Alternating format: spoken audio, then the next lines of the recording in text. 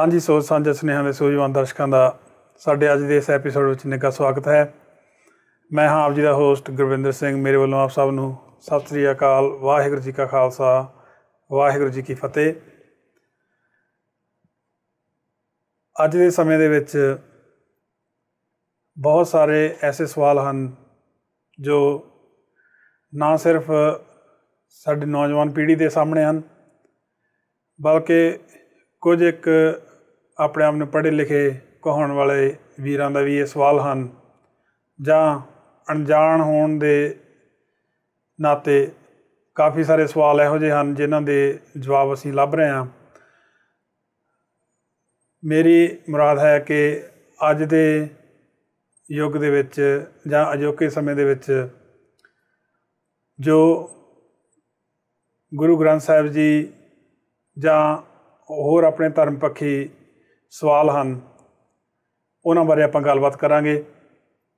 ਜਿਵੇਂ ਕਿ ਗੁਰੂ ਗ੍ਰੰਥ ਸਾਹਿਬ ਜੀ ਅਤੇ ਕਰਮ ਕਾਂਡ, ਅਜੋਕੇ ਸਮੇਂ ਦੀ ਸਾਇੰਸ, ਜਾਂ ਜੋ ਪੰਥ ਦੇ ਵਾਦ ਵਿਵਾਦ ਹਨ, ਉਸ ਨੂੰ ਲੈ ਕੇ ਕਾਫੀ ਸਵਾਲ ਜੋ ਆਪਣੇ ਪੰਥ ਦੇ ਵਿੱਚ ਚੱਲ ਰਹੇ ਨੇ।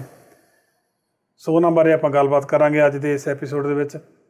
ਸਾਡੇ ਨਾਲ ਸਟੂਡੀਓ ਵਿੱਚ ਹਾਜ਼ਰ ਨੇ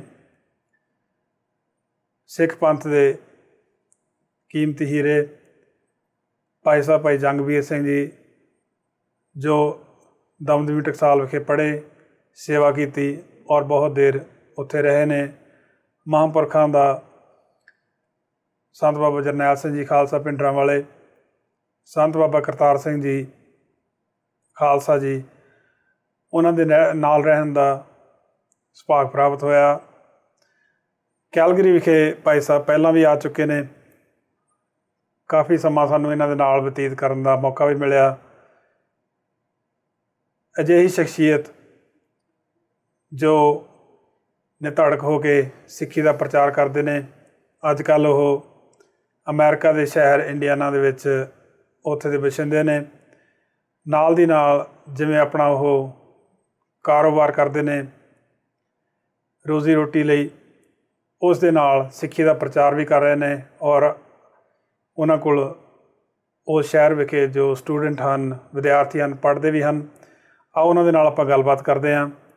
ਭਾਈ ਸਾਹਿਬ ਭਾਈ ਜੰਗਵੀਰ ਸਿੰਘ ਜੀ, ਭਾਈ ਸਾਹਿਬ ਜੀ ਆਪ ਜੀ ਦਾ ਸਾਡੇ ਸਟੂਡੀਓ ਵਿੱਚ ਬਹੁਤ ਬਹੁਤ ਸਵਾਗਤ ਹੈ ਜੀ। ਵਾਹਿਗੁਰੂ ਜੀ ਕਾ ਖਾਲਸਾ, ਵਾਹਿਗੁਰੂ ਜੀ ਕੀ ਫਤਿਹ। ਸਾਰੇ ਸਰੋਤਿਆਂ ਨੂੰ ਵੀ ਦਾਸ ਵੱਲੋਂ ਵਾਹਿਗੁਰੂ ਜੀ ਕਾ ਖਾਲਸਾ, ਵਾਹਿਗੁਰੂ ਜੀ ਕੀ ਫਤਿਹ। ਸਭ ਤੋਂ ਪਹਿਲਾਂ ਕਿਉਂਕਿ ਭਾਈ ਸਾਹਿਬ ਮੈਂ ਤਾਂ ਥੋੜ੍ਹਾ ਬਰੀਫ ਦੇ ਵਿੱਚ ਦੱਸਿਆ, ਆਪ ਜੀ ਆਪਣੇ ਥੋੜ੍ਹਾ ਜਿਹਾ ਸੰਖੇਪ ਦੇ ਵਿੱਚ ਪਿਛੋਕੜ ਬਾਰੇ ਦੱਸੋ ਜੀ, ਕਿ ਆਪ ਜੀ ਦੇ ਜੀਵਨ ਦੀ ਸ਼ੁਰੂਆਤ ਕਿੱਥੇ ਕਿਵੇਂ ਹੋਈ ਅਤੇ ਕਿਵੇਂ ਆਪ ਜੀ ਦਾ ਸੰਪਰਕ ਦਮਦਮੀ ਟਕਸਾਲ ਦੇ ਨਾਲ ਹੋਇਆ। ਦੁਨਿਆਵੀ ਵਿੱਦਿਆ ਮੈਂ ਮੈਟ੍ਰਿਕ ਤੱਕ ਹਾਸਿਲ ਕੀਤੀ। ਉਪਰੰਤ ਪੁਰਾਣੇ ਪਿਛਲੇ ਜਨਮ ਦੇ ਕੋਈ ਸੰਸਕਾਰਾਂ ਕਰਕੇ ਸਿੱਖੀ ਨਾਲ ਪਿਆਰ ਅਤੇ ਘਰ ਵਿੱਚੋਂ ਹੀ ਗੁਰਸਿੱਖੀ ਦੀ ਲਾਗ ਜਿਹੜੀ ਸੀ ਬਜ਼ੁਰਗਾਂ ਤੋਂ ਪ੍ਰਾਪਤ ਹੋਈ। ਅਤੇ ਦਾਸ ਨੇ ਸ਼੍ਰੀਮਾਨ ਸੰਤ ਬਾਬਾ ਠਾਕਰ ਸਿੰਘ ਜੀ ਮਹਾਂਪੁਰਖਾਂ ਦੀ ਸੰਗਤ ਕੀਤੀ ਹੈ। ਕਿਉਂਕਿ ਜਦੋਂ 84 ਦੇ ਸਮੇਂ ਇਹ ਘੱਲੂਘਾਰਾ ਹੋਇਆ ਸੀ, ਉਸ ਸਮੇਂ ਮੇਰੀ ਉਮਰ ਕੋਈ 12 ਕੁ ਸਾਲ ਦੀ ਸੀਗੀ। ਅਤੇ ਸ਼੍ਰੀਮਾਨ ਸੰਤ ਬਾਬਾ ਕਰਤਾਰ ਸਿੰਘ ਜੀ ਮਹਾਂਪੁਰਸ਼ਾਂ ਦੇ ਜੀਵਨ ਬਾਰੇ ਸਿਆਣੇ ਸਿੰਘਾਂ ਤੋਂ ਸੁਣਿਆ। ਸੰਤ ਬਾਬਾ ਜਰਨੈਲ ਸਿੰਘ ਜੀ ਮਹਾਰਾਜ ਦੇ ਦਰਸ਼ਨ ਅਗਿਆਤ ਬੁੱਧੀ ਨਾਲ ਬਚਪਨ ਵਿੱਚ ਕਿਤੇ ਕੀਤੇ ਹੋਣ ਤਾਂ ਪਤਾ ਨਹੀਂ, ਪਰ ਸੰਗਤ ਜਿਹੜੀ ਹੈ ਉਹ ਸ਼੍ਰੀਮਾਨ ਸੰਤ ਬਾਬਾ ਠਾਕਰ ਸਿੰਘ ਜੀ ਮਹਾਰਾਜ ਦੀ ਕੀਤੀ ਹੈ। ਅਤੇ ਜਥੇ ਸੰਗਤ ਵਿੱਚ ਰਹਿ ਕੇ ਉਸਤਾਦਾਂ ਤੋਂ ਬ੍ਰਹਮ ਵਿੱਦਿਆ ਪ੍ਰਾਪਤ ਕੀਤੀ ਹੈ। ਅਤੇ ਵਿਚਰ ਕੇ ਜਿਨ੍ਹਾਂ ਸਤਿਗੁਰੂ ਜੀ ਬਲ ਬਖਸ਼ਦੇ ਆ ਅਤੇ ਸਿੱਖੀ ਦਾ ਪ੍ਰਚਾਰ ਕਰਵਾ ਰਹੇ ਮਹਾਰਾਜ। ਜੀ ਆਪ ਜੀ ਨੂੰ ਗੱਤਕੇ ਦਾ ਵੀ ਬਹੁਤ ਸ਼ੌਂਕ ਹੈ ਜੀ, ਗੱਤਕੇ ਦੇ ਵੀ ਕਾਫੀ ਮਾਹਰ ਹੋ। ਇਸ ਕਰ ਜਿਵੇਂ ਪਹਿਲਾਂ ਬੁੱਢੇ ਦਲ ਦੇ ਵਿੱਚ ਵੀ ਕੁਝ ਸਮਾਂ ਸੰਗਤ ਪ੍ਰਾਪਤ ਹੋਈ, ਅਤੇ ਦਲ ਪੰਥ ਜਥੇਬੰਦੀਆਂ, ਤਰਨਾ ਦਲ ਦੇ ਵਿੱਚ ਵੀ ਗੁਰੂ ਨਾਨਕ ਦਲ, ਮੜੀਆਂ ਦਲ, ਮੜੀਆਂ ਵਾਲਾ ਨਗਰ ਹੈ, ਨਾਂ ਵੱਜਦਾ। ਨਿਹੰਗ ਸਿੰਘਾਂ ਵਿੱਚ ਰਹਿਣ ਕਰਕੇ ਜਿੱਥੇ ਘੋੜ ਸਵਾਰੀ, ਸ਼ਸਤਰ ਵਿੱਦਿਆ ਦਾ ਅਭਿਆਸ, ਇਹ ਸ਼ੌਂਕ ਸੀਗਾ। ਤੇ ਉੱਥੋਂ ਇਹ ਪ੍ਰਾਪਤ ਹੋਇਆ। ਜਿਵੇਂ ਫਿਰ ਬਾਹਰ ਆ ਕਰਕੇ ਵਿਚਰੇ ਹਾਂ ਅਤੇ ਸਮੇਂ ਦੀ ਲੋੜ ਮੁਤਾਬਕ ਬੱਚਿਆਂ ਨੂੰ ਫਿਰ ਗੱਤਕਾ ਸਿਖਾਉਣ ਵਾਸਤੇ ਨਿਰਾ ਇਹ ਸ਼ਸਤਰ ਵਿੱਦਿਆ ਨਹੀਂ, ਉਸ ਬਹਾਨੇ ਗੁਰਬਾਣੀ ਦੀ ਜਿਹੜੀ ਹੈ ਵਿਆਖਿਆ ਜਾਂ ਇਤਿਹਾਸ ਦਾ ਬੋਧ ਇਹ ਬੱਚਿਆਂ ਵਿੱਚ ਪ੍ਰਚਾਰਨ ਦਾ ਸੋਹਣਾ ਸਮਾਂ ਮਿਲਿਆ ਜੀ। ਅਤੇ ਸਤਿਗੁਰੂ ਜੀ ਨੇ ਮਿਹਰ ਕਰਕੇ ਦਲ ਪੰਥ ਦੇ ਅੰਦਰ ਬ੍ਰਹਮ ਵਿੱਦਿਆ ਜਿੱਥੇ ਦਿੱਤੀ, ਉੱਥੇ ਸ਼ਸਤਰ ਵਿੱਦਿਆ ਦੀ ਦਾਤ ਮਹਾਰਾਜ ਸਾਹਿਬ ਨੇ ਬਖਸ਼ਿਸ਼ ਕੀਤੀ ਜੀ। ਅਜੋਕੇ ਸਮੇਂ ਵਿੱਚ ਲੋੜ ਹੈ ਜੋ ਸ਼ਸਤਰ ਵਿੱਦਿਆ ਸੱਚੇ ਪਾਤਸ਼ਾਹ ਜੀ ਨੇ ਸਾਨੂੰ ਦਿੱਤੀ ਹੈ ਉਹ ਅੱਜ ਸਾਡੇ ਕੋਲੋਂ ਅਲੋਪ ਹੋ ਰਹੀ ਹੈ। ਜਿੰਨੇ ਸ਼ਸਤਰ ਸਤਿਗੁਰੂ ਜੀ ਆਪ ਚਲਾਉਂਦੇ ਸੀਗੇ ਜਾਂ ਮਹਾਰਾਜ ਦੇ ਹਜ਼ੂਰੀ ਸਿੰਘ ਚਲਾਉਂਦੇ ਸੀ ਜਾਂ ਪੁਰਾਤਨ ਸਿੰਘ ਜਿਨ੍ਹਾਂ ਸ਼ਸਤਰਾਂ ਨੂੰ ਆਪਣੇ ਕਮਰ ਕੱਸੇ ਵਿੱਚ ਸਜਾਉਂਦੇ ਸੀ, ਚਲਾ ਲੈਂਦੇ ਸੀ, ਉਹਨਾਂ ਸ਼ਸਤਰਾਂ ਨੂੰ ਅੱਜ ਕੱਲ੍ਹ ਸਾਡੇ ਕੋਲੋਂ ਤਾਂ ਉਠਾਉਣਾ ਵੀ ਔਖਾ ਅਤੇ ਚਲਾਉਣਾ ਦੂਰ ਦੀ ਬਾਤ ਹੈ। ਜ਼ਰੂਰੀ ਹੈ ਕਿ ਅੱਜ ਆਪਣੀ ਕੌਮ ਦੇ ਅੰਦਰ ਸ਼ਸਤਰ ਵਿੱਦਿਆ ਦੀ ਜਾਗਰਤੀ ਜਿਹੜੀ ਉਹ ਪੈਦਾ ਕਰੀਏ। ਸਤਿਗੁਰੂ ਜੀ ਜਿੰਨੀ ਕੁ ਸੇਵਾ ਬੁੱਧ ਅਤੇ ਬਲ ਬਖਸ਼ਦੇ ਆ ਉਹ ਸੰਸਾਰ ਮਹਾਰਾਜ ਕਰਵਾ ਰਹੇ ਆ ਅਤੇ ਸਾਡਾ ਏਮ ਇਹ ਹੀ ਹੈ ਕਿ ਨੌਜਵਾਨ ਪੀੜ੍ਹੀ ਗੁਰਬਾਣੀ ਨਾਲ ਜੁੜੇ ਅਤੇ ਸ਼ਸਤਰ ਵਿੱਦਿਆ ਦਾ ਅਭਿਆਸ ਕਰੇ। ਉਹ ਕਿਸੇ ਨੂੰ ਮਾਰਨ ਵਾਸਤੇ ਨਹੀਂ, ਸੱਚੇ ਪਾਤਸ਼ਾਹ ਨੇ ਜੋ ਸਾਨੂੰ ਬਖਸ਼ਿਸ਼ ਕੀਤੀ ਹੈ, ਜਿੱਥੇ ਆਪਣੀ ਸਵੈ ਰੱਖਿਆ ਆਪਾਂ ਕਰਨੀ ਹੈ ਉੱਥੇ ਲੋੜਵੰਦ ਦੀ ਰੱਖਿਆ ਕਰਨੀ। ਧਰਮ ਵਾਸਤੇ ਮਹਾਰਾਜ ਨੇ ਕਿਹਾ ਸ਼ਸਤਰ ਉਠਾਉਣਾ, ਗਰੀਬ ਦੀ ਰੱਖਿਆ ਕਰਨੀ, ਅਤੇ ਗਰੀਬ ਵਿੱਚ ਕਿਸੇ ਧਰਮ ਜਾਂ ਕਿਸੇ ਫਿਰਕੇ ਦਾ ਨਾਂ ਨਹੀਂ ਕਿ ਵਿਸ਼ੇਸ਼ ਉਹਦੀ ਰੱਖਿਆ ਕਰਨੀ। ਗਰੀਬ ਦੇ ਵਿੱਚ ਕੋਈ ਵੀ ਫਿਰਕਾ ਕੋਈ ਵੀ ਧਰਮ ਆ ਜਾਂਦਾ, ਮਹਾਰਾਜ ਕਹਿੰਦੇ ਮੇਰੇ ਖਾਲਸੇ ਨੇ ਉਹਦੀ ਰੱਖਿਆ ਕਰਨੀ ਹੈ, ਉਹਦੀ ਸਹਾਇਤਾ ਕਰਨੀ ਹੈ। ਅਤੇ ਸਤਿਗੁਰੂ ਜੀ ਦੇ ਬਖਸ਼ਿਸ਼ ਕੀਤੇ ਹੋਏ ਇਹਨਾਂ ਅਸੂਲਾਂ ਨੂੰ ਪਾਲਦਿਆਂ ਹੋਇਆਂ ਆਪਾਂ ਪ੍ਰਚਾਰ ਕਰਨ ਦਾ ਯਤਨ ਕਰਦੇ ਹਾਂ। ਜੀ ਜੀ, ਬਹੁਤ ਵਧੀਆ ਜੀ, ਬਹੁਤ ਸੋਹਣੇ ਤਰੀਕੇ ਨਾਲ ਆਪ ਜੀ, ਕਿਉਂਕਿ ਕੈਲਗਰੀ ਦੇ ਵਿੱਚ ਵੀ ਆਪ ਜੀ ਨੇ ਕਾਫੀ ਆਪ ਜੀ ਦੇ ਸਟੂਡੈਂਟ ਵਿਦਿਆਰਥੀ ਹਨ ਜਿਨ੍ਹਾਂ ਨੇ ਜਿਹੜਾ ਇੰਟਰਨੈਸ਼ਨਲ ਗੱਤਕੇ ਦੇ ਜਦੋਂ ਅਖਾੜੇ ਸਜੇ ਸੀਗੇ ਉਹਦੇ ਵਿੱਚ ਮੈਡਲ ਵੀ, ਫਸਟ ਪ੍ਰਾਈਜ਼ ਵੀ ਜਿੱਤੇ ਸੀਗੇ। ਸੋ ਇੱਥੇ ਰਹਿ ਕੇ ਵੀ ਆਪ ਜੀ ਨੇ ਸੇਵਾ ਨਿਭਾਈ ਕਾਫੀ ਦੇਰ। ਭਾਈ ਸਾਹਿਬ ਜੀ, ਅੱਜ ਦਾ ਜਿਹੜਾ ਸਾਡਾ ਆਪਣਾ ਵਿਸ਼ਾ ਹੈ ਉਹ ਹੈ ਗੁਰੂ ਗ੍ਰੰਥ ਸਾਹਿਬ ਜੀ ਅਤੇ ਕਰਮ ਕਾਂਡ। ਠੀਕ ਹੈ ਜੀ। ਔਰ ਸਮੇਂ ਦੇ ਹਿਸਾਬ ਦੇ ਨਾਲ ਆਪਾਂ ਜਦੋਂ ਪੁਰਾਤਨ ਸਮਿਆਂ ਦੀਆਂ ਜਿਹੜੀਆਂ ਸਾਖੀਆਂ ਪੜ੍ਹਦੇ ਆ ਰਹੇ ਹਾਂ, ਗੁਰੂ ਸਾਹਿਬ ਜੀ ਦੇ ਸਾਡਾ ਜਿਹੜਾ ਨਿਸ਼ਚਾ ਹੈ ਉਹ ਬਣਿਆ ਹੋਇਆ ਪੁਰਾਤਨ ਦਸਤਾਵੇਜ਼ ਆਪਣੇ ਪਾਸ ਹਨ ਕਿ ਗੁਰੂ ਸਾਹਿਬ ਜੀ ਨੂੰ ਗੁਰਿਆਈ ਗੁਰੂ ਗੋਬਿੰਦ ਸਿੰਘ ਜੀ ਮਹਾਰਾਜ ਨੇ ਆਪ ਦਿੱਤੀ। ਪਰ ਅਜੋਕੇ ਸਮੇਂ ਦੇ ਵਿੱਚ ਥੋੜ੍ਹਾ ਟੈਕਨੀਕਲ ਯੁੱਗ ਹੋਣ ਕਰਕੇ ਕਾਫੀ ਜਿਹੜੇ ਸ਼ੰਕੇ ਪਾਏ ਜਾ ਰਹੇ ਨੇ ਜਾਂ ਪੈਦਾ ਹੋ ਰਹੇ ਨੇ, ਉਹਦੇ ਵਿੱਚ ਸਭ ਤੋਂ ਵੱਡੀ ਜਿਹੜੀ ਗੱਲ ਇਹ ਆਉਂਦੀ ਹੈ ਕਿ ਨੰਬਰ 1 'ਤੇ ਮੈਂ ਆਪ ਜੀ ਦਾ ਕੁਐਸਚਨ ਇਹ ਪੁੱਛਦਾ ਜੀ, ਕਰਮ ਕਾਂਡ ਕੀ ਹੈ ਗੁਰਸਿੱਖੀ ਦੇ ਜਾਂ ਗੁਰਮਤ ਦੇ ਆਧਾਰ 'ਤੇ? ਅਸਲ ਵਿੱਚ ਜਿਹੜੇ ਬਾਹਰੀ ਸਰੀਰ ਦੇ ਕਰਮ ਨੇ ਉਹਨਾਂ ਨੂੰ ਕਰਮ ਕਾਂਡ ਦਾ ਨਾਂ ਦਿੱਤਾ ਜਾਂਦਾ। ਇਹਦੇ ਅੱਜ ਕੱਲ੍ਹ ਦੇ ਸਮੇਂ 'ਚ ਜਿਵੇਂ ਦੋ ਪੱਖ ਲਾਓ, ਇੱਕ ਤਾਂ ਜਿਨ੍ਹਾਂ ਨੂੰ ਗਿਆਨ ਅਤੇ ਸੋਝੀ ਨਹੀਂ, ਉਹ ਪਖੰਡ ਨੂੰ ਵੀ ਕਰਮ ਕਾਂਡ ਕਹਿੰਦੇ ਆ। ਜੇ ਕੋਈ ਪਖੰਡ ਦੇ ਤੌਰ 'ਤੇ ਕਰਮ ਕਰ ਰਿਹਾ ਤਾਂ ਉਹਨੂੰ ਕਰਮ ਕਾਂਡ ਕਿਹਾ ਜਾਂਦਾ। ਅਸਲ ਵਿੱਚ ਕਰਮ ਕਾਂਡ ਹੈ ਕਿ ਬਾਹਰੀ ਸਰੀਰ ਦੇ ਤੌਰ 'ਤੇ ਜਿਹੜਾ ਅਸੀਂ ਕਰਮ ਕਰਦੇ ਹਾਂ ਉਸ ਨੂੰ ਸਤਿਗੁਰੂ ਜੀ ਦੀ ਪ੍ਰਾਪਤੀ ਵਾਸਤੇ, ਪਰਮੇਸ਼ਰ ਨਾਲ ਅਭੇਦ ਹੋਣ ਲਈ, ਕਿਉਂਕਿ ਜੀਵ ਨੂੰ ਜਨਮ ਹੀ ਇਸ ਕਰਕੇ ਪ੍ਰਾਪਤ ਹੁੰਦਾ ਹੈ, ਭਈ ਪ੍ਰਾਪਤ ਮਾਨੁਖ ਦੇਹੁਰੀਆ, ਗੋਬਿੰਦ ਮਿਲਣ ਕੀ ਇਹ ਤੇਰੀ ਬਰੀਆ। ਇਹ ਜਿਹੜਾ ਕਰਮ ਕਰਨਾ ਹੈ ਪਰਮੇਸ਼ਰ ਦੇ ਮਿਲਣ ਲਈ ਸਤਿਗੁਰੂ ਜੀ ਨੇ ਸਾਨੂੰ ਉਹਨਾਂ ਕਰਮਾਂ ਦੀ ਬਾਬਤ ਦੱਸਿਆ। ਪਰ ਅੱਜ ਕੱਲ੍ਹ ਦੇ ਸਮੇਂ ਵਿੱਚ ਜਿਹੜਾ ਨਾ ਉਹ ਕਰਮ ਕਾਂਡ ਦਾ ਜਿਹੜਾ ਬਾਹਰੀ ਤੌਰ 'ਤੇ ਅਰਥ ਬਦਲ ਚੁੱਕਾ। ਜਦੋਂ ਕੋਈ ਆਪਣੀ ਮੱਤ ਅਨੁਸਾਰ ਗਲਤ ਕਰਮ ਕਰਦਾ ਜਾਂ ਕੋਈ ਪਰਮੇਸ਼ਰ ਨੂੰ ਮਿਲਣ ਲਈ ਗੁਰੂ ਸਾਹਿਬ ਜੀ ਦੇ ਦੱਸੇ ਮਾਰਗ ਤੋਂ ਹਟ ਕੇ ਕਰਮ ਕਰਦਾ ਅਤੇ ਉਸ ਨੂੰ ਆਪਾਂ ਕਹਿੰਦੇ ਹਾਂ ਕਰਮ ਕਾਂਡ ਕਰ ਰਿਹਾ। ਅਸਲ ਵਿੱਚ ਕਰਮ ਕਾਂਡ ਦੀ ਬਾਬਤ ਸਤਿਗੁਰੂ ਜੀ ਕਹਿੰਦੇ ਆ ਕਿ ਜਿੰਨੇ ਵੀ ਸ਼ੁਭ ਕਰਮ ਕਰਨੇ ਉਹ ਵੀ ਕਰਮ ਕਾਂਡ ਹੀ ਹੈ। ਅਸਲ ਵਿੱਚ ਪਰਮੇਸ਼ਰ ਦੀ ਪ੍ਰਾਪਤੀ ਲਈ ਯਤਨਸ਼ੀਲ ਰਹਿਣਾ ਅਤੇ ਜਿਹੜੇ ਵੀ ਸ਼ੁਭ ਕਰਮ ਕਰਨੇ, ਮਿੱਠਾ ਬੋਲਣਾ, ਸੇਵਾ ਕਰਨੀ, ਸਿਮਰਨ ਕਰਨਾ, ਇਹ ਕਰਮ ਹਨ।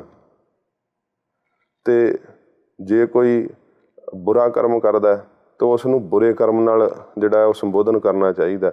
ਕਰਮ ਕਾਂਡ ਜਿਹੜਾ ਉਹ ਜਰੀਬ ਨੂੰ ਜਨਮ ਮਿਲਿਆ ਅਤੇ ਜਨਮ ਦੀ ਸਫਲਤਾ ਲਈ ਸਤਿਗੁਰੂ ਪਾਤਸ਼ਾਹ ਮਹਾਰਾਜ ਦੇ ਆਸ਼ੇ ਮੁਤਾਬਕ ਗੁਰੂ ਸਾਹਿਬ ਜੀ ਦੀ ਆਗਿਆ ਦਾ ਪਾਲਣ ਕਰਦਿਆਂ ਅੰਮ੍ਰਿਤ ਵੇਲੇ ਉੱਠਣਾ, ਨਿਤਨੇਮ ਕਰਨਾ ਅਤੇ ਸੰਗਤ ਕਰਨੀ, ਇਸ ਨੂੰ ਵੀ ਕਰਮ ਕਹਿੰਦੇ ਆ। ਇਹ ਸ਼ੁਭ ਕਰਮ ਹੈ। ਇਹਦੇ ਨਾਲ ਜਗਿਆਸਾ ਜਾਗਦੀ ਹੈ ਅਤੇ ਜਗਿਆਸਾ ਪਰਮੇਸ਼ਰ ਨੂੰ ਮਿਲਣ ਦੀ ਜਦੋਂ ਜਾਗਦੀ ਹੈ ਅਤੇ ਜੀਵਨ ਦੇ ਅੰਦਰ ਬਦਲਾਵ ਆ ਜਾਂਦਾ। ਅਤੇ ਜਿਹੜਾ ਕਰਮ ਕਾਂਡ ਅੱਜ ਦੇ ਸਮੇਂ ਵਿੱਚ ਸਮਝਿਆ ਜਾਂਦਾ ਉਹ ਹੈ ਕਿ ਜਿਵੇਂ ਪਖੰਡ, ਕਿਸੇ ਵੀ ਪ੍ਰਕਾਰ ਦਾ ਦਿਖਾਵਾ, ਅਤੇ ਉਹ ਇਹ ਸਮਝਿਆ ਜਾਂਦਾ ਹੈ ਕਿ ਇਹ ਕਰਮ ਕਾਂਡ ਹੈ। ਅਸਲ ਵਿੱਚ ਕਰਮ ਜਿਹੜਾ ਹੈ ਉਹ ਜੀਵ ਦਾ, ਹਰੇਕ ਦਾ ਜਿਹੜਾ ਉਹ ਵੱਖਰੋ ਵੱਖਰਾ। ਪਰਮੇਸ਼ਰ ਵਾਹਿਗੁਰੂ ਜੀ ਜਿਵੇਂ ਜੀ ਸੁਰਤ ਬਿਰਤ ਪਾ ਕੇ ਜੀਵ ਨੂੰ ਸੰਸਾਰ ਵਿੱਚ ਭੇਜਦੇ ਆ ਅਤੇ ਕਰਮਾਂ ਮੁਤਾਬਕ ਜੀਵ ਸੰਸਾਰ ਦੇ ਅੰਦਰ ਵਿਚਰਦੇ ਆ। ਕਰਮਾਂ ਦੀ ਗਤਾ ਗਤੀ ਭਾਈ ਦਇਆ ਸਿੰਘ ਸਾਹਿਬ ਜੀ ਨੇ ਸ਼੍ਰੀ ਗੁਰਪ੍ਰਤਾਪ ਸੂਰਜ ਗ੍ਰੰਥ ਦੇ ਅੰਦਰ ਜ਼ਿਕਰ ਆਉਂਦਾ ਹੈ ਕਿ 10ਵੇਂ ਪਾਤਸ਼ਾਹ ਜੀ ਮਹਾਰਾਜ ਨੇ ਭਾਈ ਦਇਆ ਸਿੰਘ ਸਾਹਿਬ ਜੀ ਦੇ ਇਹ ਜ਼ਿੰਮੇਵਾਰੀ ਲਾਈ ਸੀ। ਸਿੰਘਾਂ ਨੇ ਜਦੋਂ ਸਤਿਗੁਰੂ ਜੀ ਨੂੰ ਪੁੱਛਿਆ ਕਿ ਮਹਾਰਾਜ ਸਾਨੂੰ ਕਰਮਾਂ ਦੀ ਗਤਾ ਗਤੀ ਦੱਸੋ, ਅਤੇ ਫਿਰ ਭਾਈ ਦਇਆ ਸਿੰਘ ਸਾਹਿਬ ਨੇ ਸਤਿਗੁਰੂ ਜੀ ਦੀ ਜਦੋਂ ਆਗਿਆ ਹੋਈ, ਮਹਾਰਾਜ ਨੇ ਕਿਹਾ ਕਿ ਦਇਆ ਸਿੰਘ ਮਮ ਰੂਪ ਉਦਾਰਾ, ਵੀ ਦਇਆ ਸਿੰਘ ਸਾਹਿਬ ਸਾਡਾ ਸਰੂਪ ਨੇ। ਸਿੰਘੋ ਜੋ ਵੀ ਤੁਸੀਂ ਸਵਾਲ ਕਰੋਗੇ ਉਹ ਸਾਡੇ ਵੱਲੋਂ ਭਾਈ ਦਇਆ ਸਿੰਘ ਸਾਹਿਬ ਜੀ ਜਵਾਬ ਦੇਣਗੇ। ਉੱਥੇ ਫਿਰ ਭਾਈ ਦਇਆ ਸਿੰਘ ਸਾਹਿਬ ਜੀ ਨੇ ਕਰਮਾਂ ਦੀ ਜਿਹੜੀ ਗਤਾ ਗਤੀ ਹੈ ਉਹ ਦੱਸੀ ਹੈ। ਜਿੰਨੇ ਵੀ ਜੀਵ ਸੰਸਾਰ ਦੇ ਅੰਦਰ ਜਨਮ ਲੈਂਦੇ ਹੈ ਉਹ ਕਰਮਾਂ ਦੀ ਜਿਹੜੀ ਹੈ ਉਹ ਦੇਖ ਰੇਖ ਲਾ ਲਓ ਜਾਂ ਇੱਕ ਕਰਮਾਂ ਦੀ ਫਾਹੀ ਥੱਲੇ ਹੀ ਜਨਮ ਲੈਂਦੇ ਆ। ਕਰਮਾਂ ਦੇ ਬੱਧੇ ਹੀ ਜੀਵ ਸੰਸਾਰ ਵਿੱਚ ਆਉਂਦੇ ਆ ਅਤੇ ਕਰਮਾਂ ਦੇ ਕਰਕੇ ਹੀ ਸੰਸਾਰ ਤੋਂ ਜਾਂਦੇ ਆ। ਸੰਸਾਰ ਦਾ ਗੇੜਾ ਕਰਮਾਂ ਦੇ ਕਰਕੇ ਹੀ ਜੀਵ ਨੂੰ ਜਿਹੜਾ ਉਹ ਸਦਾ ਵਾਸਤੇ ਲੱਗਾ ਰਹਿੰਦਾ। ਜਦੋਂ ਨਾਮ ਜਪ ਕੇ ਭਜਨ ਸਿਮਰਨ ਕਰਕੇ ਇਹਨਾਂ ਕਰਮਾਂ ਦੀਆਂ ਫਾਹੀਆਂ ਨੂੰ ਜੀਵ ਤੋੜਦਾ, ਉਦੋਂ ਸੰਸਾਰ ਦਾ ਆਵਾ ਗਾਉਣ ਦਾ ਚੱਕਰ ਖਤਮ ਹੋ ਜਾਂਦਾ ਜੀ। ਜਿਵੇਂ ਆਪ ਜੀ ਨੇ ਦੱਸਿਆ ਕਿ ਭਜਨ ਕਰਨਾ ਜਾਂ ਬੰਦਗੀ ਕਰਨੀ, ਬਾਹਰੀ ਪਹਿਰਾਵਾ ਪਾਉਣਾ,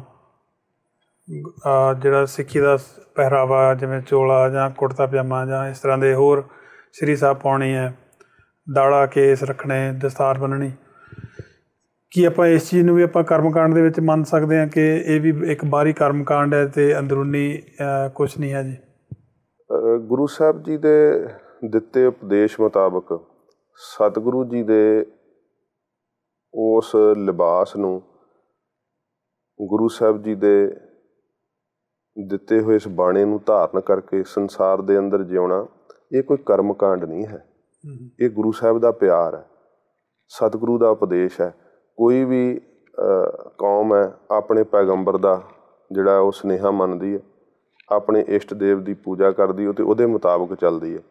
ਜਿਹੜਾ ਸਿੱਖ ਕੌਮ ਦੇ ਅੰਦਰ ਦਾੜਾ ਪ੍ਰਕਾਸ਼ ਕਰਕੇ ਅਤੇ ਚੋਲਾ ਪਹਿਨ ਕੇ ਸ਼ਸਤਰਧਾਰੀ ਹੋ ਕਰਕੇ ਜਿਉਣਾ, ਇਹ ਕੋਈ ਕਰਮਕਾਂਡ ਨਹੀਂ ਹੈ ਜਿਵੇਂ ਪਖੰਡ ਦੇ ਤੌਰ 'ਤੇ ਲੈਂਦੇ ਆ। ਜਿਵੇਂ ਜੇ ਸਿੱਧੇ ਤੌਰ 'ਤੇ ਲਈਏ ਤਾਂ ਕਰਮ ਹੈ, ਸ਼ੁਭ ਕਰਮ ਨੇ।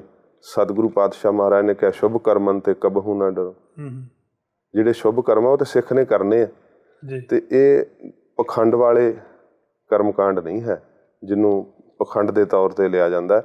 ਸਤਿਗੁਰੂ ਜੀ ਦੀ ਸਿੱਖੀ ਕਮਾਉਣੀ ਮਨ ਕਰਕੇ, ਅਤੇ ਬਾਹਰੀ ਤੌਰ 'ਤੇ ਵੀ ਵੇਖੋ ਜਿਹੜਾ ਕਿਹਾ ਜਾਂਦਾ ਹੈ ਕਿ ਮਨ ਕਰਕੇ ਸਿੱਖੀ ਧਾਰਨ ਕਰਨੀ ਚਾਹੀਦੀ ਹੈ। ਬਾਹਰੀ ਸਿੱਖੀ ਧਾਰਨ ਕਰਨ ਦੀ ਕੋਈ ਐਡੀ ਲੋੜ ਨਹੀਂ, ਬਾਹਰੋਂ ਬਾਣਾ ਪਾਉਣ ਦੀ ਕੋਈ ਐਡੀ ਲੋੜ ਨਹੀਂ ਜੀ।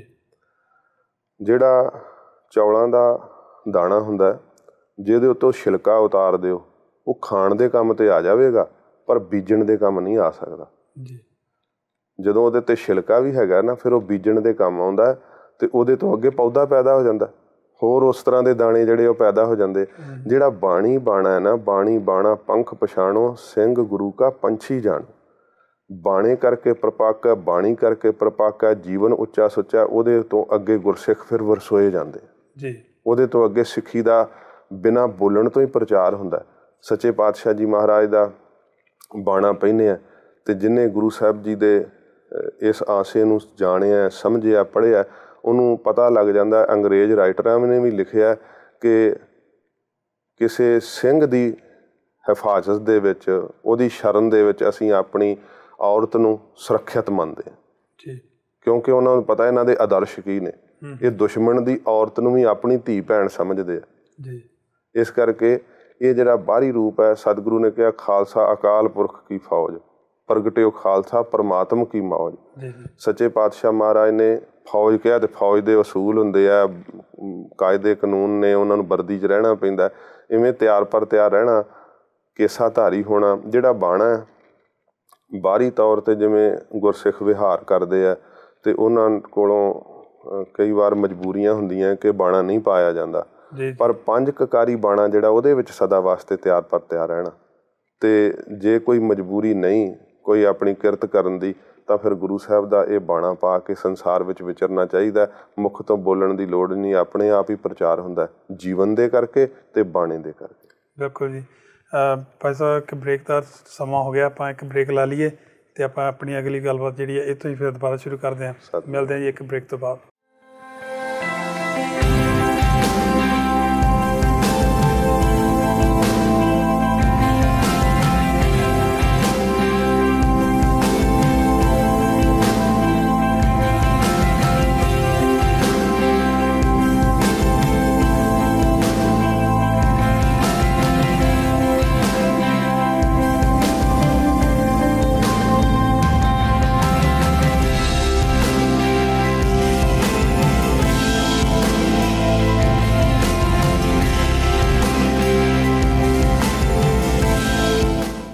ਸਾਂਝੀ ਸੋਚ ਸਾਂਝਾ ਸੁਨੇਹਾ ਦੇ ਸੂਝਵਾਨ ਦਰਸ਼ਕਾਂ ਦਾ ਬ੍ਰੇਕ ਤੋਂ ਬਾਅਦ ਇੱਕ ਵਾਰ ਫਿਰ ਸਵਾਗਤ ਹੈ।